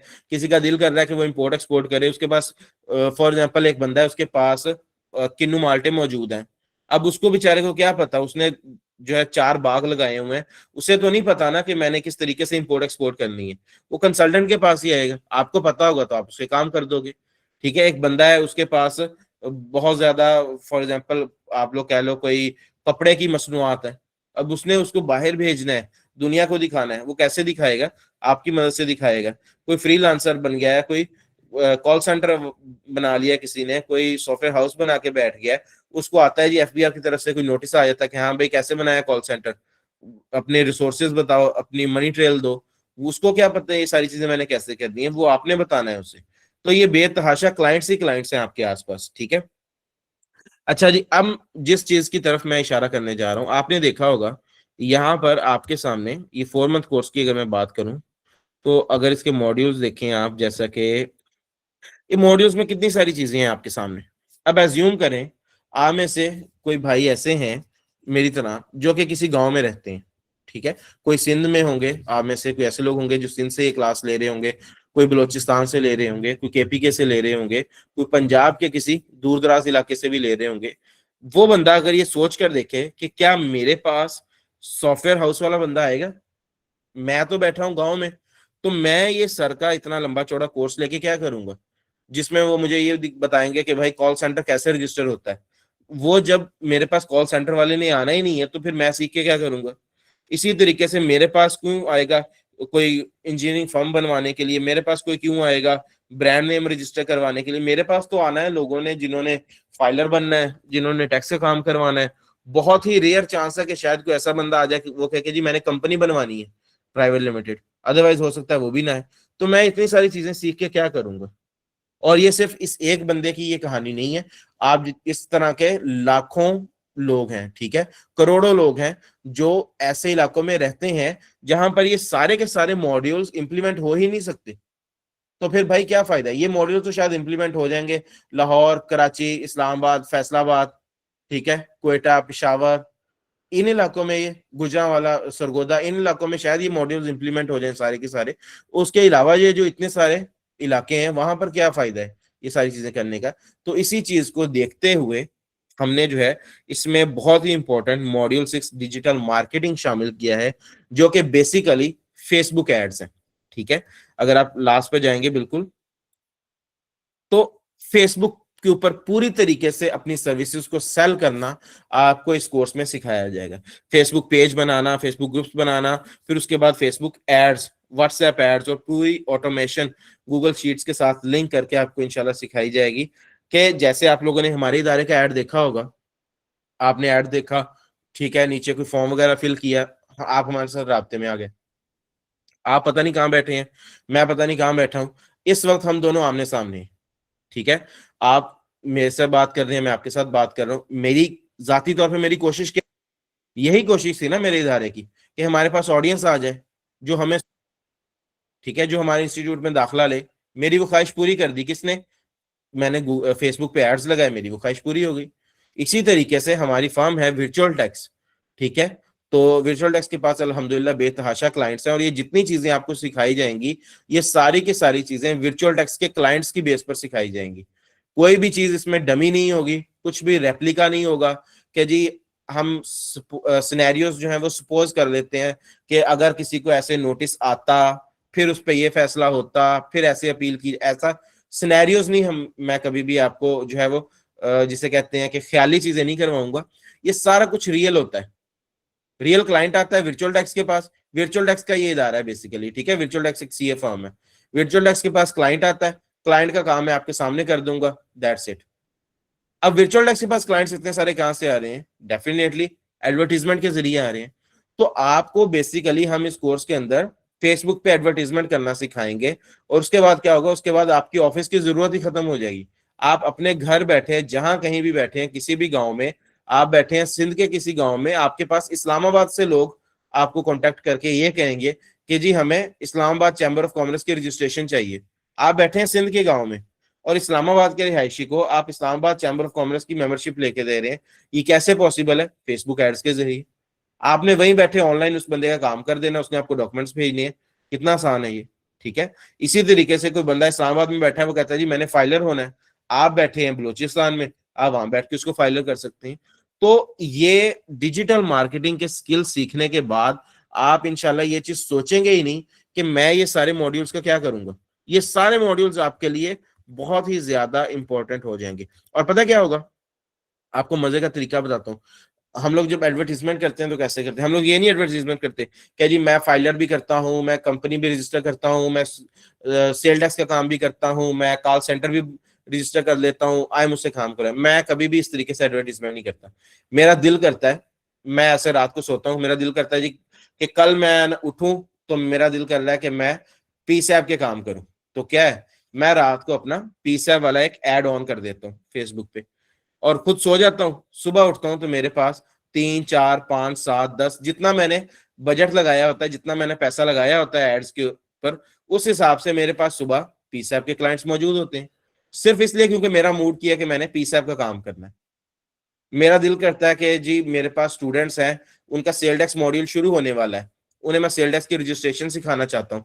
तो मैं क्या करता हूँ, मैं मॉड्यूल शुरू होने से एक दो दिन पहले सेल डेस्क का ऐड लगा देता हूँ कि भाई सेल डेस्क में रजिस्ट्रेशन करवाएं। मेरे पास सेल डेस्क के क्लाइंट्स आना शुरू हो जाते हैं, मैं उन क्लाइंट्स को आपके सामने रजिस्टर भी करता हूँ, आपको काम भी सिखाता हूँ, और मेरे पास क्लाइंट्स भी आ जाते हैं। तो जिस चीज का आपका दिल करे आप उसका ऐड लगाएं और उसका काम करें, जिस चीज का दिल ना करे उसका ऐड ना लगाएं। हर चीज आपके इख्तियार में दे दी जाएगी इंशाल्लाह इस कोर्स के अंदर। सबसे बड़े जो इस कोर्स में ताकत होगी वो आपके पास होगी इंशाल्लाह। तो ये था जी डिजिटल मार्केटिंग के बारे में। ओवरऑल पूरे कोर्स के बारे में मैं आपको पहले से ही बता चुका हूँ। लास्ट पे बस इतना कहूंगा कि क्यों आपको ये करना चाहिए कि आप ज्वाइन करें आईबी, आप हमसे ये चीजें सीखें। उसके पीछे रीजन क्या है जी, तीन चार बातें हैं। एक तो ये कि हम स्किल्स के साथ साथ इन स्किल्स को सेल करना भी सिखाते हैं। ठीक है, इतने लंबे चौड़े स्किल्स आपको सिखा दिए जाते हैं। आपको याद होगा जब आप अपने पांचवी छठी सातवीं आठवीं नौवीं 10वीं क्लास में इवन होंगे, तो आपको याद आता होगा कि आप उस टाइम एक बात किया करते थे कि हम मैथ के ये इतने सारे फॉर्मूले क्यों पढ़ते हैं, हमें मैथ में अलजबरा क्यों पढ़ाया जा रहा है, हमें मैथ में जो है वो ये ट्रिग्नोमेट्री क्यों पढ़ाई जा रही है, हमें ज्योमेट्री क्यों पढ़ाई जा रही है, ये चीजें हमने कहाँ इस्तेमाल करनी है। ये सवाल आप उस टाइम अपने आप से पूछते थे ना। यही सवाल इंसान आज भी पूछता है जब उसे जिसे कहते हैं कि बेमकसद और बिला वजह चीजें लर्न करवा दी जाती हैं, याद करवा दी जाती हैं, सिर्फ इसलिए ताकि हम लोग आपसे फीस चार्ज कर सकें, हम लोग आपको एडमिशन देके आपसे फीस ले सकें, और बदले में उसके बाद आपके साथ क्या हो इस चीज से हमें कोई फर्क नहीं पड़ता। लेकिन ऐसा नहीं है। हमारा इदारा आपको स्किल्स के साथ साथ उन स्किल्स को बेचना भी सिखाता है कि अगर स्किल्स सीख ली है तो उनको कहाँ बेचना है, किस तरीके से बेचना है, और अपनी पूरी मर्जी से बेचना है, ये हमारा इदारा सिखाता है। और अगर कोई भी इदारा आपको टैक्सेशन और कॉर्पोरेट की स्किल्स के साथ इन स्किल्स को बेचना सिखाता हो तो काइंडली मेरा नंबर कोऑर्डिनेटर से लेके मुझे मैसेज कर दीजिएगा, कॉल कर दीजिएगा कि सर फलां इदारा है वो भी इस तरीके से सिखा रहे हैं। देन जी फेसबुक एड्स वगैरह आपको पता ही इसके अंदर सिखाए जाएंगे। We are not only tax training institute as well as chartered accountant firm. ये मैं जैसे कि आपको पहले बात कर चुका हूँ कि ये एक प्रॉपर फॉर्म है। अगर मैं आपको ये दिखाऊं तो इसको एक दफा मैं क्लोज करके आपको दिखाता हूँ। ये सिर्फ एक लैपटॉप के ऊपर ये क्लाइंट्स हैं। अभी देखिए इतने सारे क्लाइंट्स हैं और ये सारे क्लाइंट्स मैंने आपको देने हैं। आपको देने से क्या मुराद है, आपको देने से मुराद ये है कि जब आप मुझे कहेंगे कि सर हमने सीख लिया है, सैलरी वाले पर्सन का काम ऐसे करते हैं, कारोबार वाले का ऐसे करते हैं, हमने भी प्रैक्टिस करनी है, हम एक दफा करके तो देखें पंचिंग वगैरह। तो मैं आपको कहूँ कि नहीं जी, मैं एक रेप्लिका सॉफ्टवेयर मैंने बनाया हुआ है जो आइरस से मिलता जुलता है, आप उस पर प्रैक्टिस कर लें, और जो सिनेरियोज मैंने अपने जहन से सोचे हुए हैं बस आपको उनके अंदर ही घुमाता रहूं, और आप रियल लाइफ में प्रॉब्लम्स को कभी देख ही ना पाए। और जब आपको रियल लाइफ में प्रॉब्लम आए, आपके पास क्लाइंट को प्रॉब्लम आए, तो आप बेबस हो जाए। तो क्या हुआ, कोर्स किएगा तो कोई फायदा है ना? नहीं, ऐसा नहीं होता हमारे यहाँ। कोई रेप्लिका पोर्टल नहीं है, कोई डमी पोर्टल नहीं है। जो फर्म के अपने क्लाइंट्स हैं, ये क्लाइंट्स का डाटा है। ठीक है, क्लाइंट्स के कंसेंट के मुताबिक हर स्टूडेंट को उसके क्लाइंट की एक एक आईडी दे दी जाएगी, ना सिर्फ आईरेस की बल्कि कंपनीज के भी, एससीसीपी की भी। ठीक है, इसी तरीके से सेल टैक्स से रिलेटेड भी, इसी तरीके से आईपीओ से रिलेटेड, इसी तरीके से पीसैप से रिलेटेड जो मॉड्यूल आप पढ़ रहे होंगे उनके क्लाइंट की आईडीज आपके पास मौजूद होंगी। आप रियल क्लाइंट्स के रियल डाटा पे प्रैक्टिस कर रहे होंगे। ये फायदा है आपको एक ऐसे इदारे से पढ़ने का जो इदारा सिर्फ एक ट्रेनिंग का इदारा ही नहीं है बल्कि साथ साथ एक सीए फर्म भी है। ठीक है, अगला सवाल है, do we learn all things practical? 100% practical. आपके सामने आपको दिखा चुका हूं। मैंने इस पूरे ओरिएंटेशन में आपको कोई किताबें नहीं दिखाई अभी तक। ठीक है, सिर्फ इतना बताया कि हर हमारे लेक्चर में थोड़ा बहुत कानून इन्वॉल्व होगा, जितना कानून इन्वॉल्व होगा उतना ही आपके इधर ये देखें गूगल शीट के ऊपर साथ में ऐसे अपलोड कर दिया जाएगा। ठीक है, और आपको पढ़ने में इतना वो आसान लगेगा ना, इतना मजा आएगा कि अच्छा अच्छा ये ऊपर उसके पॉइंट्स बनाए हुए हैं, ये नीचे किताब है, और ये जो है इसके साथ वो आ रही है आइरस की जो है स्क्रीन आ रही है, उसका भी स्क्रीनशॉट साथ ही आ रहा है। तो इसमें क्या मुश्किल रह जाएगा फिर, ये एक बहुत बड़ी सारी किताब बन जाएगी आपके सामने। और जी उसके बाद क्या है, हाउ डू वी प्रैक्टिस आपको बता चुका हूँ। अच्छा लास्ट एक चीज है जी, what is single window consultancy. अगर आप ये सारी चीजें सीखते हैं ना जी, तो आप एक बन जाएंगे सिंगल विंडो कंसल्टेंसी। अक्सर क्या होता है हमारी कंसल्टेंसी की फील्ड में कि क्लाइंट जब आता है ना तो वो चाहता है आसानी, वो चाहता है फैसिलिटेशन, कि मैं एक दफ्तर में जाके बैठा हूं ना, गर्मी में गया हूं अपनी गाड़ी से निकल के, अंदर एसी चल रहा था, बाहर निकला हूँ सड़क पे, गर्मी है, दफ्तर में गया हूँ, यहाँ पे फिर एसी चल रहा है, अब मैं बैठा हूँ। मैंने सिर्फ अपने इनकम टैक्स का काम करवाया, और सेल टैक्स का काम करवाने के लिए मुझे अगले दफ्तर में जाना है, फिर वहां से काम करवा लिया, फिर उससे अगले दफ्तर में जाना पड़ेगा मुझे अपनी कंपनी का काम करवाने के लिए। तो क्लाइंट बहुत ज्यादा परेशान हो जाता है। क्लाइंट आसानी चाहता है। क्लाइंट को आसानी कब मिलेगी? जब क्लाइंट आपके पास आए, आपके दफ्तर में बैठे, और उसके तमाम तर काम इसी जगह से हो जाए, सिर्फ आपके दफ्तर में, एक ही छत के नीचे उसको तमाम तर सहूलियात मिल जाए। फिर वो क्लाइंट कभी भी आपके पास से जाएगा नहीं। और जितने मर्जी कंसल्टेंट उन्हें कहते रहेंगे ना कि सर आप हमसे आए, सेल टैक्स रिटर्न करवाएं, हम आपको ये डिस्काउंट देंगे, ये करेंगे, वो करेंगे। क्लाइंट पता है क्या सोचेगा? क्लाइंट कहेगा कि ठीक है, मुझे डिस्काउंट तो मिल जाएगा इस बंदे से, लेकिन ये जो अहमद साहब है फॉर एग्जांपल, वो तो मेरा 8-10 काम अकेले ही, एक उनकी फर्म है वो देख रही है, इस बंदे ने तो सिर्फ सेल टैक्स का काम करना है। अब मैं सिर्फ सेल टैक्स का काम इससे करवाऊं, बाकी काम उनसे करवाऊं, तो मैं स्टक हो जाऊंगा, कभी इधर आधा आधा इधर। और जो अहमद साहब हैं जो मेरा काम कर रहे हैं, मुझे उन्हें भी जवाब देना पड़ेगा कि जी नहीं नहीं, मैं सेल टैक्स काम किसी और से करवा रहा हूँ, तो ये अच्छी बात नहीं है। क्या होता है, क्लाइंट हमेशा आपके पास ही रह जाता है। क्लाइंट हंटिंग की टेक्निक्स भी आपको सिखाएंगे, क्लाइंट मैच्योरिटी की टेक्निक्स भी सिखाएंगे, और क्लाइंट को अपने साथ रिटेन करने की टेक्निक्स भी मैं आपको सिखाऊंगा इसी कोर्स के अंदर।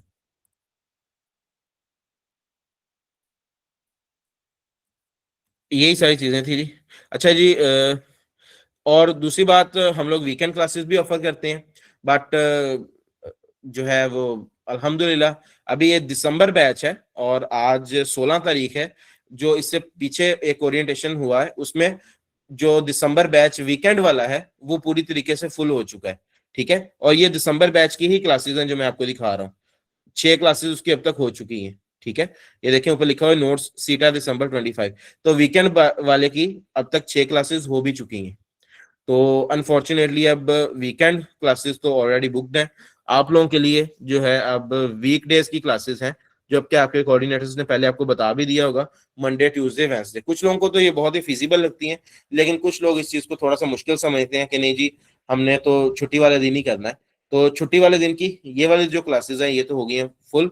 हाँ, अगर किसी ने 7th क्लास से ज्वाइन करना हो वीकेंड वाले बैच को और बाकी रिकॉर्डिंग देखनी हो, तो मुझे कोई एतराज नहीं है। हमारा कोर्स 100% प्रैक्टिकल होता है। लाइफ टाइम एलएमएस देते हैं जी, एलएमएस की एक्सेस देते हैं रिकॉर्डिंग लेक्चर्स के लिए। सर्टिफिकेट आपका 100% वेरीफाइएबल होता है। ठीक है, आपका सर्टिफिकेट एक जिंदा सर्टिफिकेट होता है जो हम लोग देते हैं, वो सिर्फ एक कागज का टुकड़ा नहीं होता। कोई भी आपका क्लाइंट, आपकी कोई कंपनी उसे कहीं पर भी अपने मोबाइल से स्कैन करेगी, हमारी वेबसाइट से ऑनलाइन वेरीफाइएबल होगा।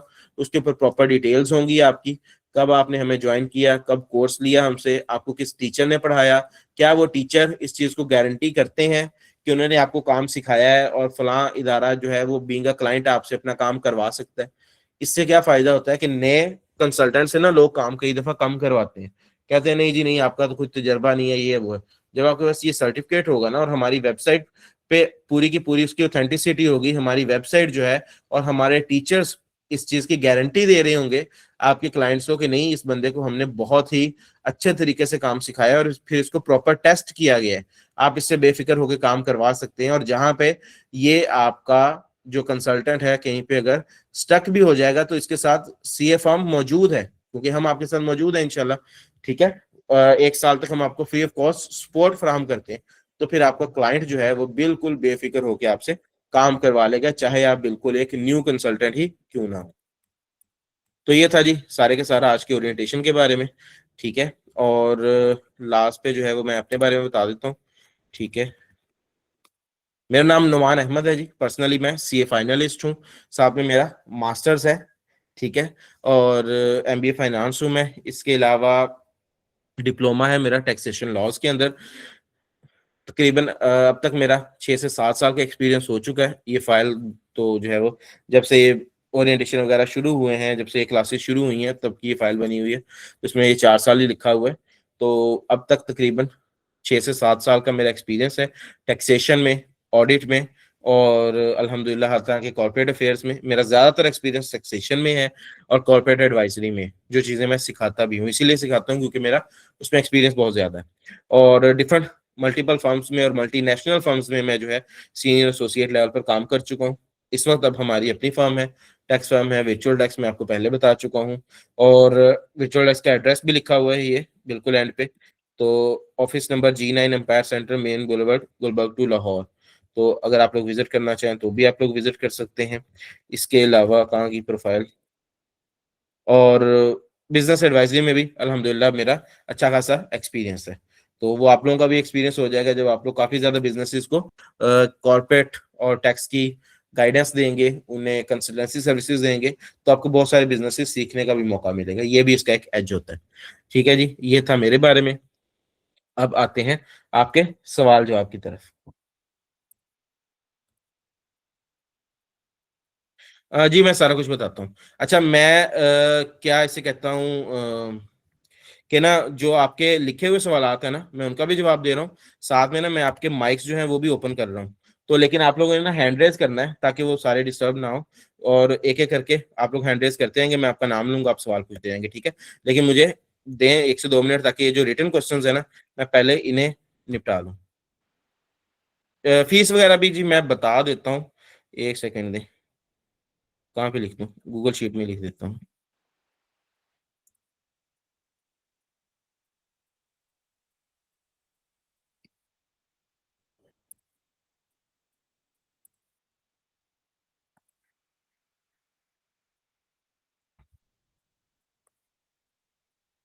अच्छा जी, इसमें जो है ना 4 मंथ कोर्स जो है और एक है 1 मंथ कोर्स। ये जो मुझे डायरेक्ट जैसे बताई ना जी, मैं वो आपको बता रहा हूँ। फीस के साथ डायरेक्टली मेरा कोई खास इतना लिंक नहीं होता। ठीक है, 4 मंथ कोर्स की फीस जो है वो है 60,000,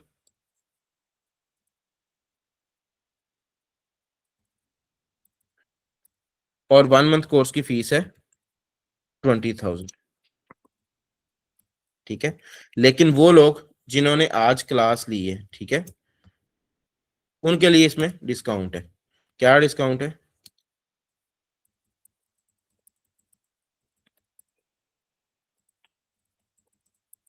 और क्लास की आज तारीख कौन सी है जी? 16 दिसंबर। मैं साथ में मेंशन कर रहा हूँ ताकि आपने क्या करना है, आपने मेरी स्क्रीन का ना भी स्क्रीनशॉट ले लेना है ताकि आप अपने जो भी कोऑर्डिनेटर हों उन्हें आप गाइड कर सकें कि हमने जी क्लास ली थी और ये हमारे लिए डिस्काउंट है। तो जिन्होंने उनके लिए 50% ऑफ है जी। 30,000 कोर्स आपने देख लिया, आपके सामने है, जितनी चीजें मैंने आपको बताई हैं। मेरा नहीं ख्याल कि कोई और इदारा करवा रहा हो ना, तो मुझे बताइएगा जरूर। ठीक है, और जो 1 मंथ कोर्स है उसकी फीस हो जाएगी आपके पास ये 12,000। ठीक है, 12,000 1 मंथ के लिए है, और 4 मंथ कोर्स की 30,000 होगी जिन्होंने आज क्लास ली है 16 दिसंबर को। और वैसे इसकी फीस जो है, फुल फी जो है इसकी, वो 60,000 है, 20,000 है। इसका स्क्रीनशॉट ले लें। अब चलते हैं जी सवाल जवाब की तरफ। अच्छा जी, what is the authenticity of your institute, is it recognised with HEC and others? Fateh Mumtaz साहब, जो एचईसी है ना वो है हायर एजुकेशन कमीशन। ठीक है, ये सवाल मुझसे अक्सर पूछा जाता है। तो हायर एजुकेशन कमीशन का काम होता है, ये जो आपकी डिग्रीज वगैरह की क्वालिफिकेशन होती है ना, जिस तरीके से आप लोग ग्रेजुएशन करते हैं, आप लोग bachelors, graduate post graduate programmes होते हैं, ये सारे के सारे होते हैं इस तरीके के इदारे के साथ, जिसे हम लोग एचईसी बोल लेते हैं, हायर एजुकेशन कमीशन। ठीक है, ये है शॉर्ट कोर्स। ठीक है, अब शॉर्ट कोर्स की जो रजिस्ट्रेशन होती है वो होती है या तो किसी टेक्निकल इदारे के साथ, जैसे ये टेप्टा और ये नेवटेक वगैरह इस तरह के इदारे होते हैं। बट क्यों होती है? सिर्फ और सिर्फ इस चीज के लिए कि आपको फ्यूचर में कोई बेनिफिट्स वगैरह प्रोवाइड किए जा सकें, या आपको फ्री में, जैसे आप लोग देखते हैं कि नेवटेक जो है वो free of cost courses offer करता है। टेवटा जो है वो आपको कोर्स के बाद उसमें वैकेंसीज वगैरह ऑफर करता है और आपके प्रोफेशन में आपका कैरियर बनाने में मदद करता है। हमारा जो कोर्स है ना, इसमें क्या होता है कि हम लोग आपको एकेडमिक अप्रोच के जरिए लेके चलते हैं। जैसे आप लोग देखते हैं किप्स एकेडमी है, ये मैं वैसे मुझे नाम लेना नहीं चाहिए, लेकिन जैसे आप लोग देखते हैं सीएसएस की एकेडमीज होती हैं, ठीक है, टेस्ट प्रिपरेशन एकेडमीज होती हैं, सीए एकेडमीज होती हैं। तो इनका जो है ना, इस तरीके से जो तालीमी इदारों के जरिए एक्रीडेशन और जिसे कह सकते हैं रजिस्ट्रेशन, वो नहीं होती। अदरवाइज अगर होती होगी तो आप खुद जानते हैं इस चीज में क्या मसला है, मैं नहीं करवा सकता। ठीक है, आप इदारा खोलेंगे तो आप भी करवा लेंगे, बट द थिंग इज कि ऐसी कोई चीज हो तब करवाई जाए ना। मेरा ये बात आपके सामने रखने का मकसद ये है कि मैं चाहता तो मैं यहाँ पे झूठ भी बोल सकता हूँ, ठीक है, तो मैं आपको कहूँगा जी जी फलां इदारा जो है HEC से भी रजिस्टर्ड है, ये भी ठीक है, एक बात ही करनी है ना, कर दी। बट मैं आपको हकीकत एक एक चीज पॉइंट खोल के रखने की मेरी आदत है सामने। तो इन इदारों की रजिस्ट्रेशन नहीं होती। हाँ, एक चीज होती है, रेकमेंडेशन, ठीक है, FBI की तरफ से रेकमेंडेशन जरूर है हमारा इदारा, ठीक है, ठीक है, वो भी SCCP की तरफ से नहीं, FBI की तरफ से रेकमेंडेड है हमारा इदारा ओके। कि आप रिलेटेड या टैक्स रिलेटेड जो क्वालिफिकेशंस हैं वो आप हमसे सीख सकते हैं, ठीक है। इसके अलावा अगर इदारे की एज अ बिजनेस रजिस्ट्रेशन की बात करें तो इदारा FBI, SCCP, IPO हर जगह से रजिस्टर्ड है। Screenshot is missing, screenshot miss हो गया जी, मैं दोबारा आपको ले जाता हूँ स्क्रीनशॉट पे। ये ले, अब ले लें स्क्रीनशॉट।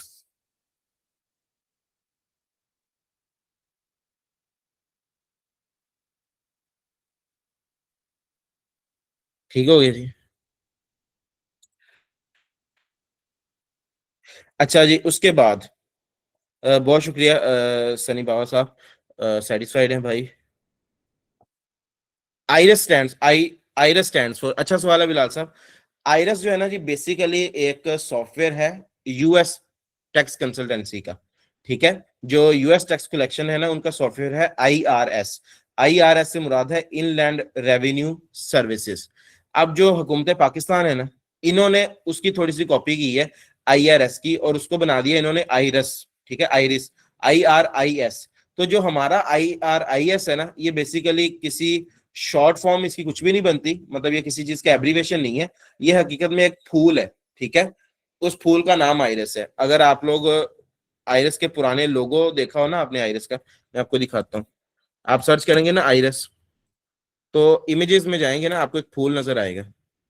ये देख रहे हैं आप आइरस का फूल, ये वाला, ये आइरस का पुराना जो लोगो था ना, वो यही वाला है, ठीक है।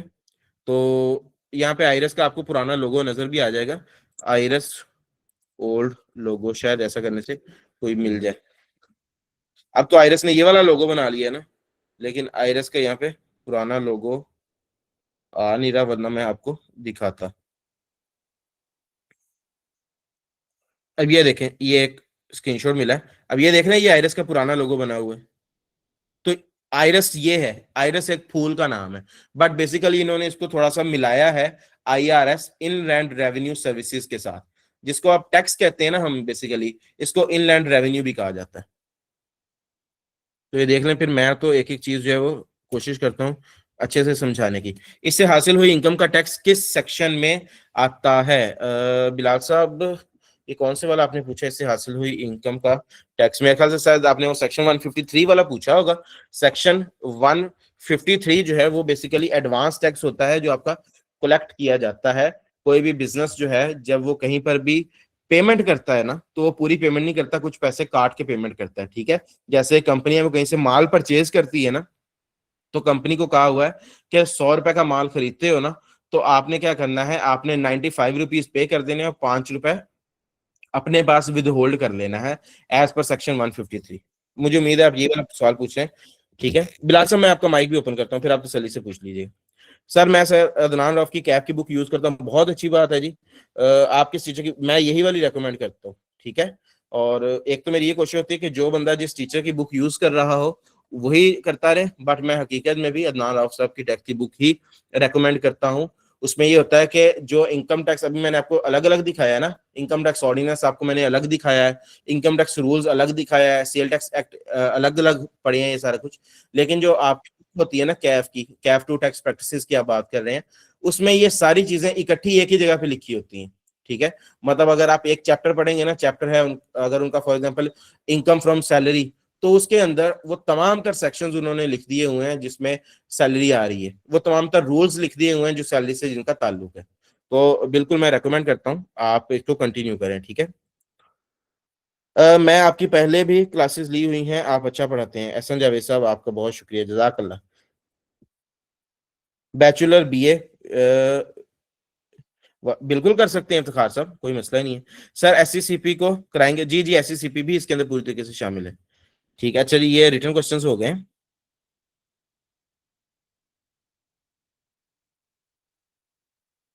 सर मेरे पास स्क्रीन शो नहीं हो रही, please show fee structure for screenshot.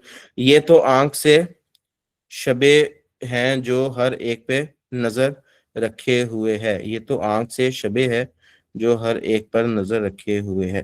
Bilal साहब इसका नहीं मुझे समझ आई, आपने क्या लिखा है?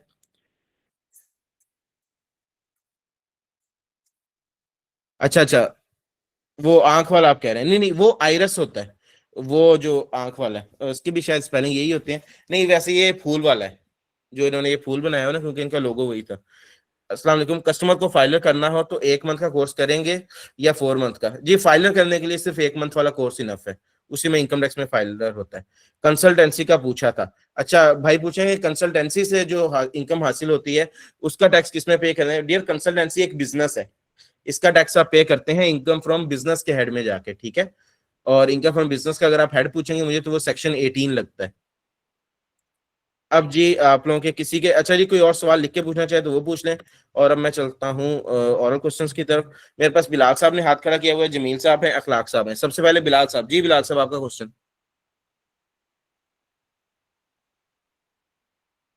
बिलाल साहब काइंडली अपना माइक अनम्यूट करके सवाल पूछिएगा। हो सकता है। जी अस्सलाम वालेकुम। वालेकुम सलाम।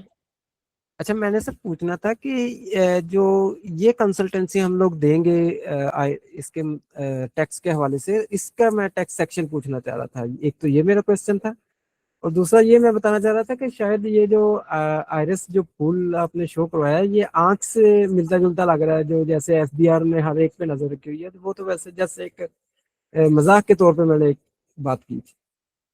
अच्छा जी बिल्कुल ठीक है। अच्छा जो आपने पहला सवाल पूछा है कंसल्टेंसी की अगर इनकम है तो उसको हम किस सेक्शन के साथ लिंक कर सकते हैं, मैं वही बताया ना, कंसल्टेंसी जो है वो एक बिजनेस है। आप ये पूछा ना कि अगर मैं हाँ जी। बिल्कुल सर, बिल्कुल आपने बता दिया है, वो क्वेश्चन का आंसर हो गया था, मैं सेटिस्फाई हो गया था। ओके। अच्छा अच्छा चलें, जजाकल्लाह। जी जमील अब्दुल साहब। जी अस्सलाम वालेकुम सर। वालेकुम सलाम। अच्छा सर, मेरा ये सवाल था कि आपने कहा है 153 जो है वो एक एडवांस टैक्स होता है, जबकि अभी थोड़ी देर पहले आपने जो स्क्रीन शो की थी उसमें 153 जो है वो विद होल्डिंग टैक्स हमें नज़र आया है। तो काइंडली ये बता दें कि ये विद होल्डिंग टैक्स है या एडवांस टैक्स है, या ये दोनों अलग अलग चीज़ें हैं और इनमें क्या डिफरेंस है? ठीक है जमील साहब, वैसे मैं ओरिएंटेशन में वो इतनी चीज इन डेप्थ समझा तो नहीं सकता, बट कोशिश करता हूँ। Advance tax, with holding tax, ये सारे टैक्सेस होते क्या हैं? एडवांस टैक्स का मतलब होता है कोई भी चीज जो वक्त से पहले हमसे ले ली जाए ना, उसे एडवांस कहते हैं। मिसाल के तौर पे आप एक मालिक मकान है और आपने एक किराएदार रखा हुआ है। अब आप किराएदार को कहते हैं कि यार मुझे पैसों की जरूरत है, ठीक है, मुझे आप अगले 6 महीने को किराया अभी दे दो। आपने वैसे भी तो हर महीने देना ही होता है ना, तो आप 6 महीने का किराया मुझे अभी दे दो, ये साल का किराया दे दो। ये क्या है? ये एडवांस किराया है, इसे आप एडवांस टैक्स के नजरिए में समझने की कोशिश करें। अब कोई भी चीज हम वक्त से पहले ले लेते हैं ना टैक्स में, तो उसे हम एडवांस टैक्स कहते हैं। उस एडवांस टैक्स की आगे फिर मुख्तलिफ टाइप्स हैं। एक ऐसा टैक्स होता है जो हम सिर्फ एडवांस में ले तो लेते हैं, लेकिन जरूरी नहीं कि वो उस टैक्स पेयर के ऊपर लाजमी ही लागू हो। मिसाल के तौर पर ये सेक्शन 153 वाला है, इसमें हम कारोबारी आदमी से एडवांस में टैक्स तो ले रहे हैं, ये जिसे आप विद होल्डिंग टैक्स कह रहे हैं, कि हम विद होल्ड कर लेते हैं। टैक्स पेयर को कहते हैं कि आपने जब किसी को पेमेंट करनी है तो उसका चंद परसेंट टैक्स आपने काट के एफबीआर को जमा करवा देना है। बाद में वो टैक्स पेयर जब अपनी रिटर्न फाइल करता है, तो हो सकता है टैक्स पेयर को उतना प्रॉफिट ना हो कि वो आपको टैक्स वाकई दे भी सके, हो सकता है वो लॉस में चला जाए, लेकिन हमने उससे एडवांस टैक्स ले लिए। अब इस टैक्स को क्या कहते हैं? इस टैक्स का फिर आगे एक नाम है मिनिमम टैक्स। इसे मिनिमम टैक्स कहते हैं कि एफबीआर कहता है कि चाहे बिजनेसमैन लॉस में ही क्यों ना चले जाए, हमने उससे इतना टैक्स लेना ही लेना है, ठीक है। एक इसी तरीके से एडवांस टैक्स दूसरा टैक्स होता है। एक बंदा जमीन बेचता है, खरीदता है, उससे एज पर सेक्शन 236 के और सी टैक्स कलेक्ट कर लिया जाता है कि भाई आपने साल के एंड पे तो टैक्स देना ही देना है, जून में जाके आप हमें अभी कुछ टैक्स दे दो क्योंकि आप ट्रांजैक्शन कर रहे हो। बाद में अगर आपने, ये ले मैं पेज पे चला जाता हूँ जी, भाई कह रहे हैं स्क्रीनशॉट, तो हम मैं आप हमें अभी टैक्स जमा करवा दो क्योंकि आप ट्रांजैक्शन कर रहे हो। बाद में देखा जाएगा कि अगर आपने साल के एंड पे आपकी टैक्स लायबिलिटी ना बनी, जो कि सिर्फ तब बनती है जब आपकी आमदन 6 लाख से ऊपर हो, तो आप हमसे ये पैसे वापस ले लेना, रिफंड करवा लेना। और अगर आपकी टैक्स लायबिलिटी बन जाती है तो ये पैसे उसके साथ एडजस्ट हो जाएंगे। ये भी एडवांस टैक्स है। और कुछ ऐसे टैक्सेस होते हैं, जैसे अगर एक बंदे ने बैंक में अपना सेविंग अकाउंट खुलवाया हुआ है और उसे प्रॉफिट मिलता है मंथली बेसिस पर, तो जब उसे प्रॉफिट मिलता है, बैंक सेविंग अकाउंट पे मुनाफा देता है, तो उसमें से टैक्स काट के बैंक फिर मुनाफा देता है। अब ये क्या है? ये भी एडवांस टैक्स है। हकीकत में हर बंदा इनकम टैक्स में टैक्स जमा करवाता है साल के एंड पर 30 जून को जाके, ठीक है। लेकिन एफबीआर हमसे एडवांस में टैक्स मांग सकता है। उसकी फिर आगे डिफरेंट टाइप्स हैं। कोई टैक्स ऐसा होता है जो एफबीआर हमसे लाजमी लेते उसे मिनिमम टैक्स कहते हैं। कोई टैक्स ऐसा होता है जो एफबीआर हमसे उस पेमेंट पे उस इनकम पे लेता है जो ऐसी इनकम होती है जिसके लिए हम कोई एक्सपेंस नहीं करते, उससे फाइनल टैक्स इनकम कहते हैं, एफटीआर कहते हैं, जैसा मैंने आपको बैंक अकाउंट वाली मिसाल दी है। और कुछ ऐसे टैक्सेस होते हैं जो कि एफबीआर हमसे उस वक्त देता है जब हम कोई ट्रांजैक्शन कर रहे होते हैं, चाहे वो एक्सपेंस ही क्यों ना हो। जैसे जब हम बिजली का बिल जमा करवाते हैं, हकीकत में तो हम एक्सपेंस कर रहे हैं, बट बिजली के बिल में इनकम टैक्स लग के आता है। क्यों लग के आता है? एफबीआर ऐसा एज्यूम करता है कि जो बंदा बिजली का बिल पे कर सकता है वो हुकूमत पाकिस्तान की भी मदद कर सकता है टैक्स दे के। लेकिन अगर at the end of year ये साबित हो जाए कि उस बंदे की जब टैक्स रिटर्न फाइल की गई है तो उसकी तो आमदनी सारी 5 लाख रुपए थी, तो फिर उसके ऊपर तो टैक्स वाजिब ना हुआ। फिर क्या होता है? फिर एफबीआर कहता है कि आप रिफंड ले लो। तो ये सारा कुछ एडवांस टैक्स में आ रहा है। आपको कुछ समझ आया? जी सर, मेरे ख्याल में मैं तो जमील साहब इसमें काइंडली ज़्यादा। कंफर्म कीजिए, एक मिनट, मेरी जी तरफ से ना स्पीकर बनता है, आप बताइएगा। जी, मैं कह रहा हूँ, मुझे इतनी ज़्यादा नहीं, लेकिन थोड़ी बहुत जितनी मेरी नॉलेज है थोड़ी सी है। तो मुझे मेरे ख्याल में ये जितना कुछ आपने बताया ये विद होल्डिंग टैक्स में आता है। एडवांस टैक्स एक्चुअली जो है ना वो इनकम टैक्स ऑर्डिनेंस में या उसमें ये जो एफबीआर है, हमें मैं एक बिजनेसमैन हूँ, तो वो हमें एक नोटिस करता है 147 का कि आप इसका एडवांस टैक्स पे करें। तो वो एडवांस टैक्स 147 में होता है मेरे ख्याल में। आप इस तरह एक्सप्लेन करेंगे तो समझ आ जाएगी। और ये जो 153 या 149 या 236 ये जो आपने मुझे सेक्शंस बताए हैं, मेरे ख्याल में ये विद होल्डिंग टैक्सेस है, एडवांस टैक्स नहीं है। काइंडली एक्सप्लेन जरा कर दें। चलें जमील साहब, एक्सप्लेन तो मैं कर देता हूँ, लेकिन आप खुद ही इस बात का जो है वो जवाब भी दे रहे हैं कि आप कह रहे हैं कि मुझे इतना ज्यादा नहीं पता। तो वो यही वजह है ना कि क्योंकि फिर मुझे तो पता है। आप जिस बात की टैक्स की बात कर रहे हैं ना, advance tax as per section 147, उसे कहते हैं advance tax paid by the taxpayer, जिसमें टैक्स पेयर खुद अपनी मर्जी से एडवांस टैक्स पे करता है। ठीक नहीं है, नहीं, ये जो नोटिस दूसरे आता है, टैक्सेस सॉरी, होते हैं, मैं और एक्सक्यूज नहीं मी, नोटिस आता मैं है, नोटिस आप आता है उसमें। बेफिक्र आप मेरी बात सुन लें। नोटिस हमें तब आता है, उसे उसे नोटिस नहीं कहते। कभी उसको जी रीड कीजिएगा, उसके ऊपर लिखा होता है इंटीमेशन अबाउट सेक्शन 147। इंटीमेशन में और नोटिस में फर्क होता है। नोटिस होता है जब अच्छा एफबीआर एतराज करता है कि भाई ये काम क्यों नहीं किया, और अच्छा इंटीमेशन होती है कि एफबीआर याद दहानी करवाता है। इंटीमेट करना और नोटिस में फर्क होता है। वो जस्ट एक इंटीमेशन होता है। मैंने यहाँ पे जो है ना अच्छा ये एक नोट्स भी बनाए हुए हैं जिसमें बेसिकली एडवांस टैक्स की ये सिंपली दो टाइप्स हैं। अगर आप इनकम टैक्स ऑर्डिनेंस रीड करें ना, एक सेकंड, अब आपने पूछ ही लिया तो मैं आपको बताता हूँ। बाकी लोग जो है वो शायद इससे बुरा मना रहे हो, बट मैं इस चीज को अभी कंक्लूड कर देता हूँ। अगर आप इनकम टैक्स ऑर्डिनेंस ओपन करते हैं ना, ज्यादा आगे चाहे ना भी जाए, सिर्फ आप इंडेक्स में ही चले जाएं, मैं आपको इंडेक्स से ही दिखा देता हूँ। एडवांस टैक्स की ना टाइप्स होती हैं। एक होता है advance tax paid by the tax payer, वो सेक्शन 147 में आ जाता है। फिर उसके बाद एडवांस टैक्सेस आ जाते हैं जो डिडक्शन एट सोर्स हो रही होती है। फिर कुछ एडवांस टैक्सेस हैं जो कि आप ट्रांजैक्शनली दूसरे इदारों को पे कर रहे होते हैं, जैसे वापडा को पे कर रहे होते हैं, सुई गैस को पे कर रहे होते हैं, पीटीए को पे कर रहे होते हैं। तो चलते हैं जी एडवांस टैक्स के चैप्टर पे। अब ये देखें, ये है 146D, यहाँ पे खत्म हुआ। यहां से शुरू होता है part 5, advance tax and deduction of tax at source. ये है advance tax paid by the tax payer, 147 वाला जो आप कह रहे हैं। ये क्या है? Advance tax paid to a collection agent. Collection agent जो किसी और के बिहाफ पे, एफबीआर के बिहाफ पे आपसे कलेक्ट कर रहा है एडवांस टैक्स। इसमें आपके ये वापडा वगैरह और ये सब कुछ आ जाते हैं। ठीक है, ये अपने बिल के साथ साथ आपसे ले रहे हैं। क्यों एफबीआर इनकी जिम्मेदारी लगाता है? और आपका जो एम्प्लॉयर होता है वो भी एडवांस टैक्स में कलेक्शन एजेंट होता है, विद होल्डिंग एजेंट होता है। क्यों एफबीआर इनकी जिम्मेदारी लगाता है?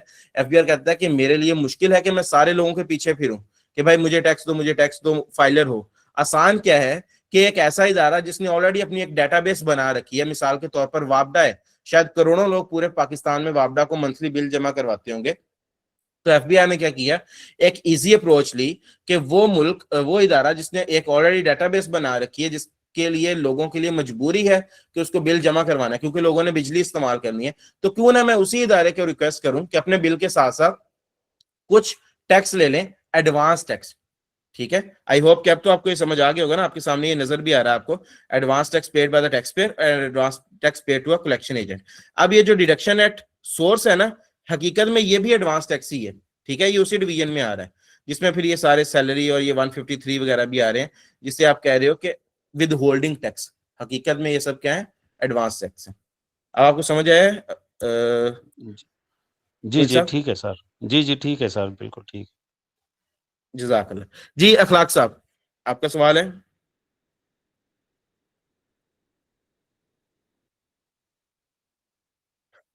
अखलाक अहमद साहब, काइंडली अगर आपका सवाल है तो माइक अनम्यूट करके सवाल कीजिएगा। जी अस्सलाम वालेकुम सर। वालेकुम सलाम। जी पूछना ये था कि आपने ये ना कोर्स ना 2 ड्यूरेशन बताई हैं, एक 1 मंथ और एक 4 मंथ का है। तो 1 मंथ और 4 मंथ का कोर्स अगर हम अटेंड करते हैं तो इसमें कोर्स आउटलाइन 1 मंथ में और होगी और 4 मंथ वाले में और होगी आउटलाइन? नहीं जी, वैसे अलग अलग मैंने वो बना दी हुई हैं स्लाइड्स ताकि आप लोगों की आसानी रहे। अदरवाइज जो आउटलाइन है ना वो टोटली सेम है। अगर आप यहाँ से शुरू करते हैं ना, ये देखें, ये 4 मंथ वाला कोर्स मैंने अभी ओपन किया हुआ है। इसमें अगर आप इस पेज से जाते हैं और ये आयरस से शुरू करते हैं ना, तो यह ये भी सारा कुछ वही है। और यह 1 मंथ में जाते हैं और यहाँ आयरस से शुरू करते हैं तो ये वही है। ठीक है, सेम स्लाइड्स हैं।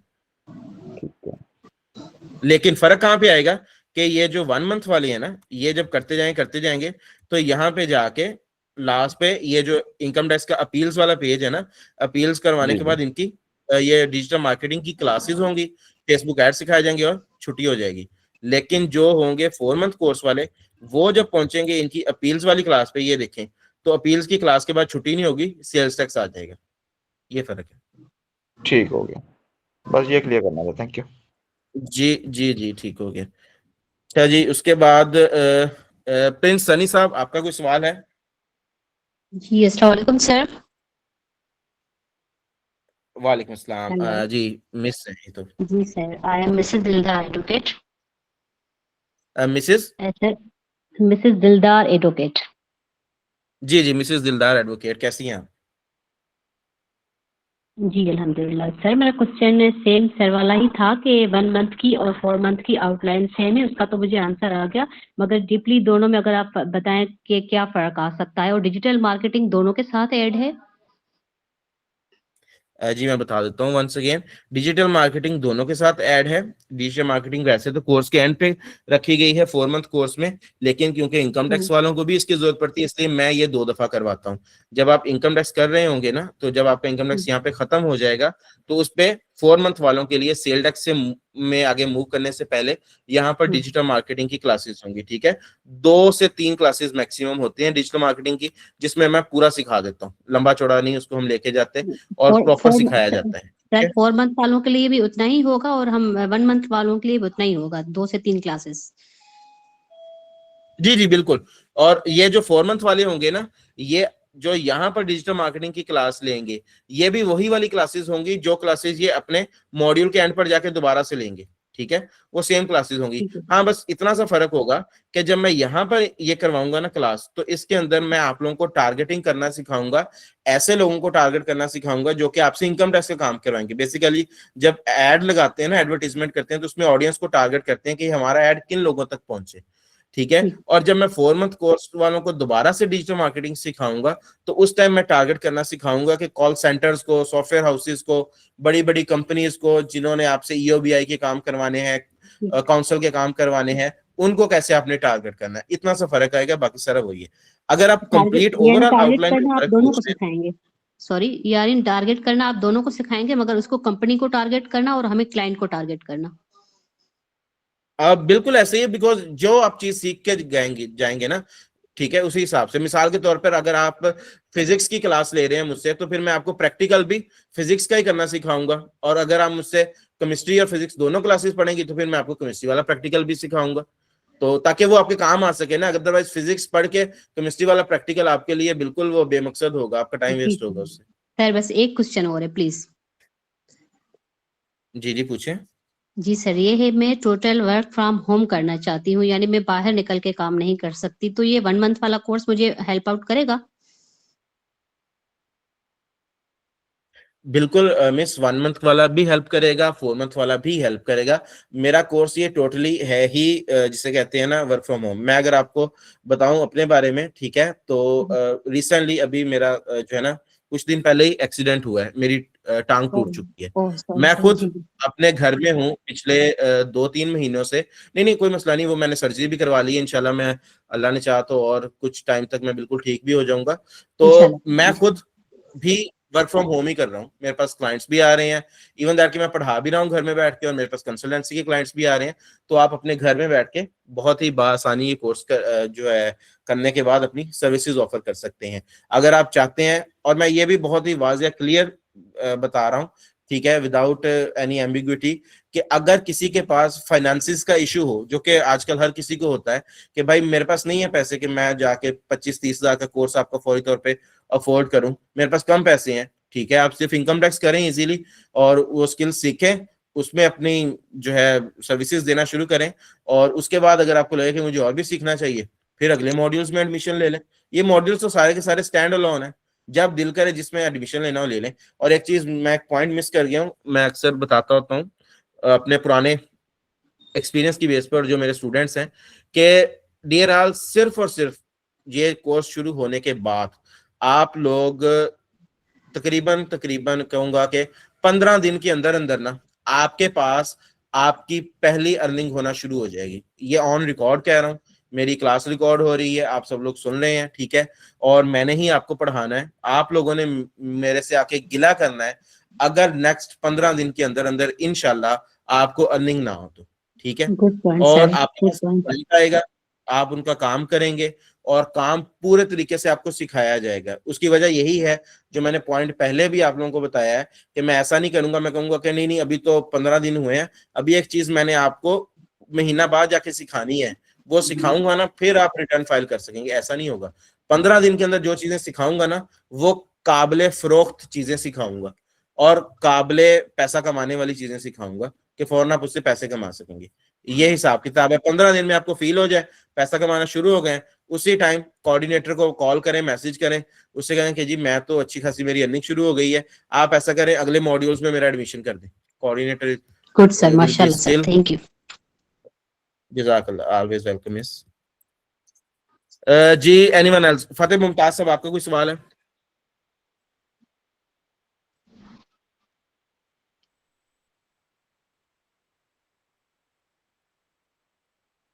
जी पहले जो 3 भाइयों ने तो सवाल पूछे। फतेह मुमताज साहब, आपका सवाल है? I am available. जी जी इनाम अब्बास साहब, आप सवाल पूछें। अगर आपका माइक ओपन नहीं है, आप माइक ओपन करना चाह रहे हैं, बोल के पूछना चाह रहे हैं, बोल। जी अस्सलाम वालेकुम सर। जी जी इनाम अब्बास साहब।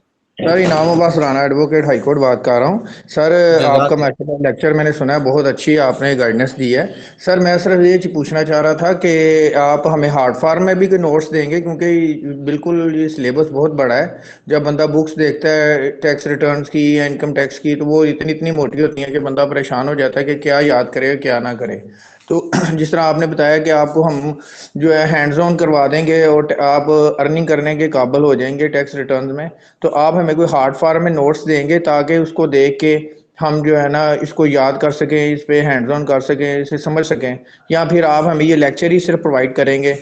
थोड़ा सा इसमें बारे में ब्रीफ कर दें। और सेकंड क्वेश्चन मेरा ये है कि आप डिजिटल मार्केटिंग के बारे में बता रहे हैं, वो तो मैं एड्स वगैरह अपने फेसबुक पे लगवाता हूँ, ठीक है, मेरा इमिग्रेशन का भी थोड़ा सा है शोबा, तो उसमें भी आप हमें सिलेबस थोड़ा कंफर्म करेंगे, उसमें क्या क्या सिखाएंगे डिजिटल मार्केटिंग में, कि आया कि सिर्फ एड्स लगाने हैं या उसकी और भी कुछ उसमें यानी कि कोई हमें आप उसकी एक्टिविटीज बताएंगे कि उसका कितना सिलेबस है, थोड़ा सा उससे भी ब्रीफ करें काइंडली। बहुत शुक्रिया।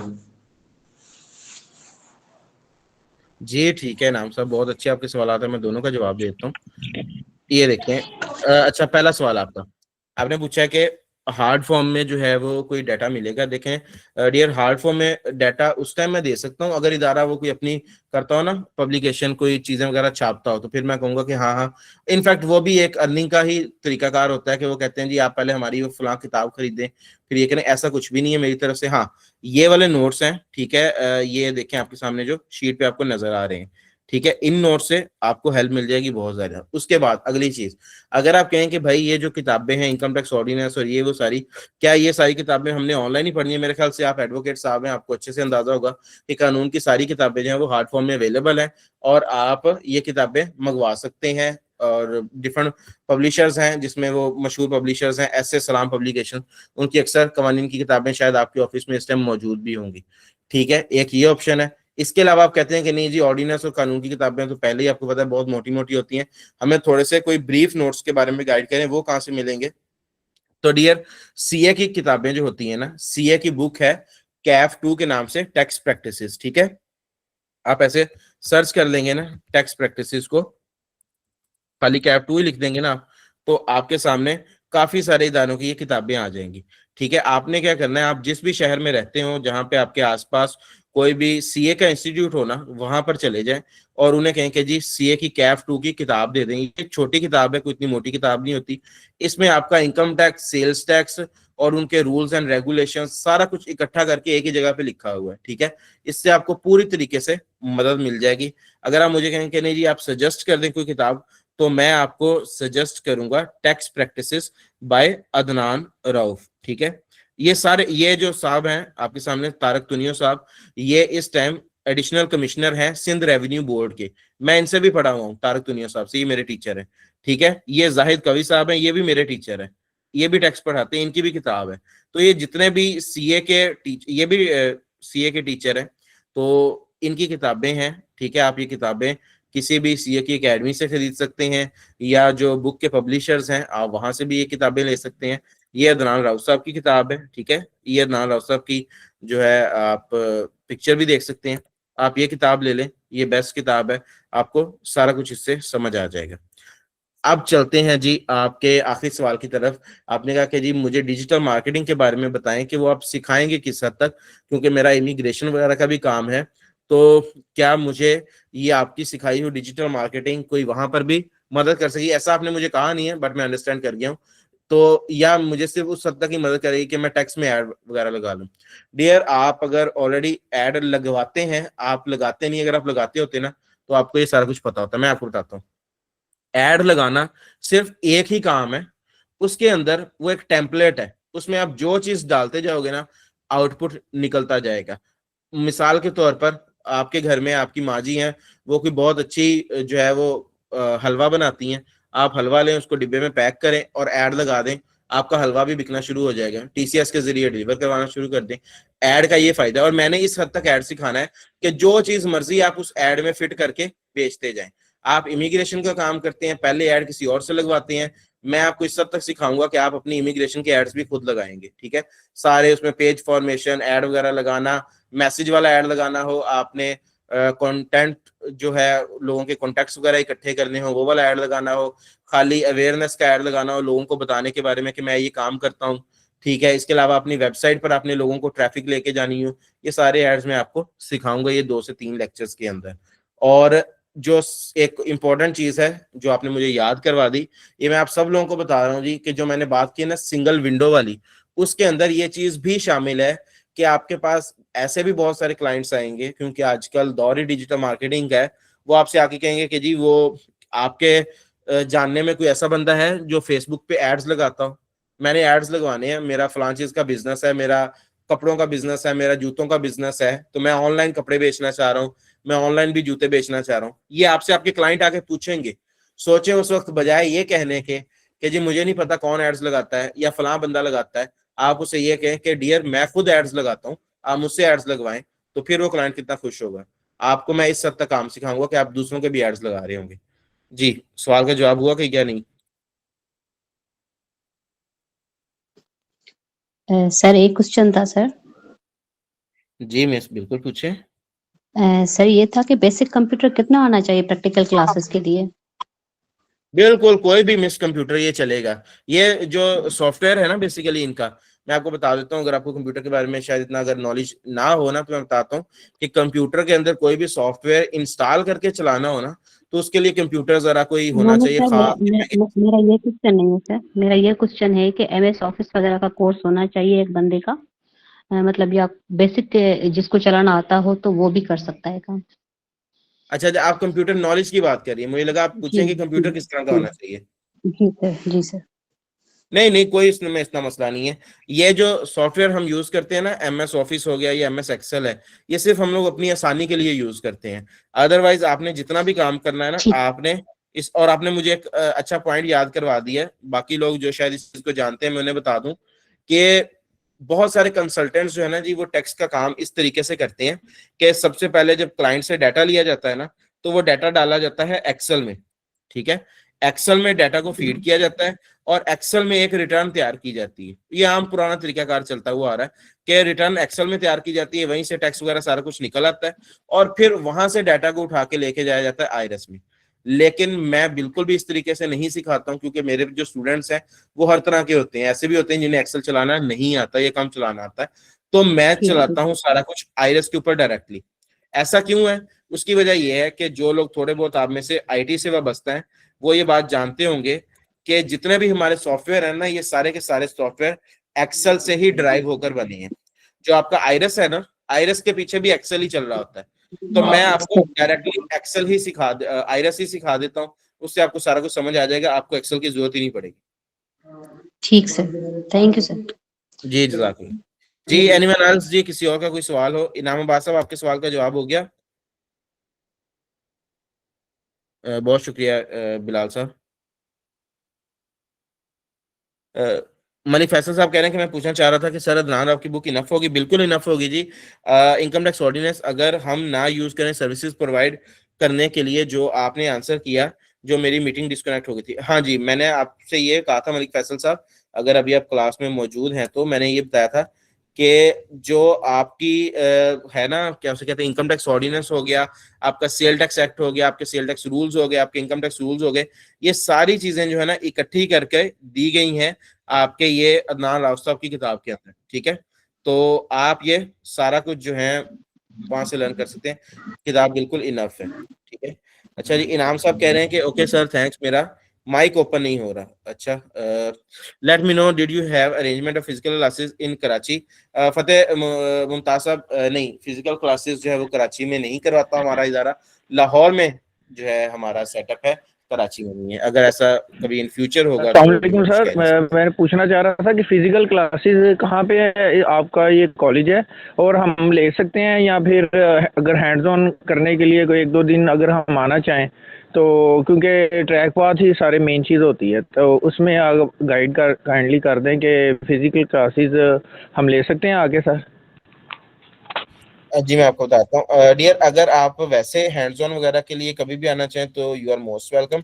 इदारे का एड्रेस ये लिखा हुआ है, office number G9 Empire Centre, main boulevard, Gulberg two Lahore. लेकिन अभी फिजिकल क्लासेस जो हैं पहले करवा रहे थे हम लोग, लेकिन ये रिसेंटली वो जो मेरा थोड़ा सा एक्सीडेंट हुआ है ना, उसी की वजह से मुझे एक दफ़ा अपने होम टाउन आना पड़ा। इनफैक्ट मेरा एक्सीडेंट ही होम टाउन ही में आया हुआ था, तो यहीं पे मेरा एक्सीडेंट हुआ, फिर उसके बाद अभी मैं ज़रा मतलब कि चल फिर नहीं पाता, तो इस वजह से फिर एक दफ़ा मैं तो यहीं पर हूँ। अदरवाइज इन फ्यूचर दोबारा से फिजिकल क्लासेस पहले की तरह से ही रिज्यूम होंगी, और अभी जो हमारी फिजिकल क्लासेस चल रही थी वो भी एक दफ़ा हमें मजबूरन ऑनलाइन पर शिफ्ट करनी पड़ी है।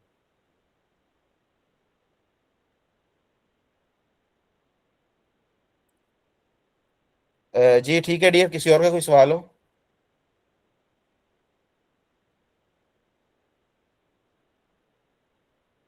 ठीक है जी, मेरे ख्याल से तमाम तर सवालात हो गए हैं। बहुत शुक्रिया आप सब लोगों के सवालात का, बहुत शुक्रिया आप सब लोगों के कीमती वक्त का। काइंडली अपने ग्रुप में जाके अपने कीमती फीडबैक से ज़रूर आगाह कीजिएगा, और वंस अगेन यही कहूँगा, बहुत शुक्रिया आप सब लोगों की कीमती वक्त का। मिलते हैं इंशाल्लाह नेक्स्ट हमारी रेगुलर क्लासेस के अंदर, तब तक के लिए अल्लाह हाफिज़। अल्लाह हाफिज सर, थैंक यू। जज़ाकल्लाह। अल्लाह हाफिज, थैंक यू।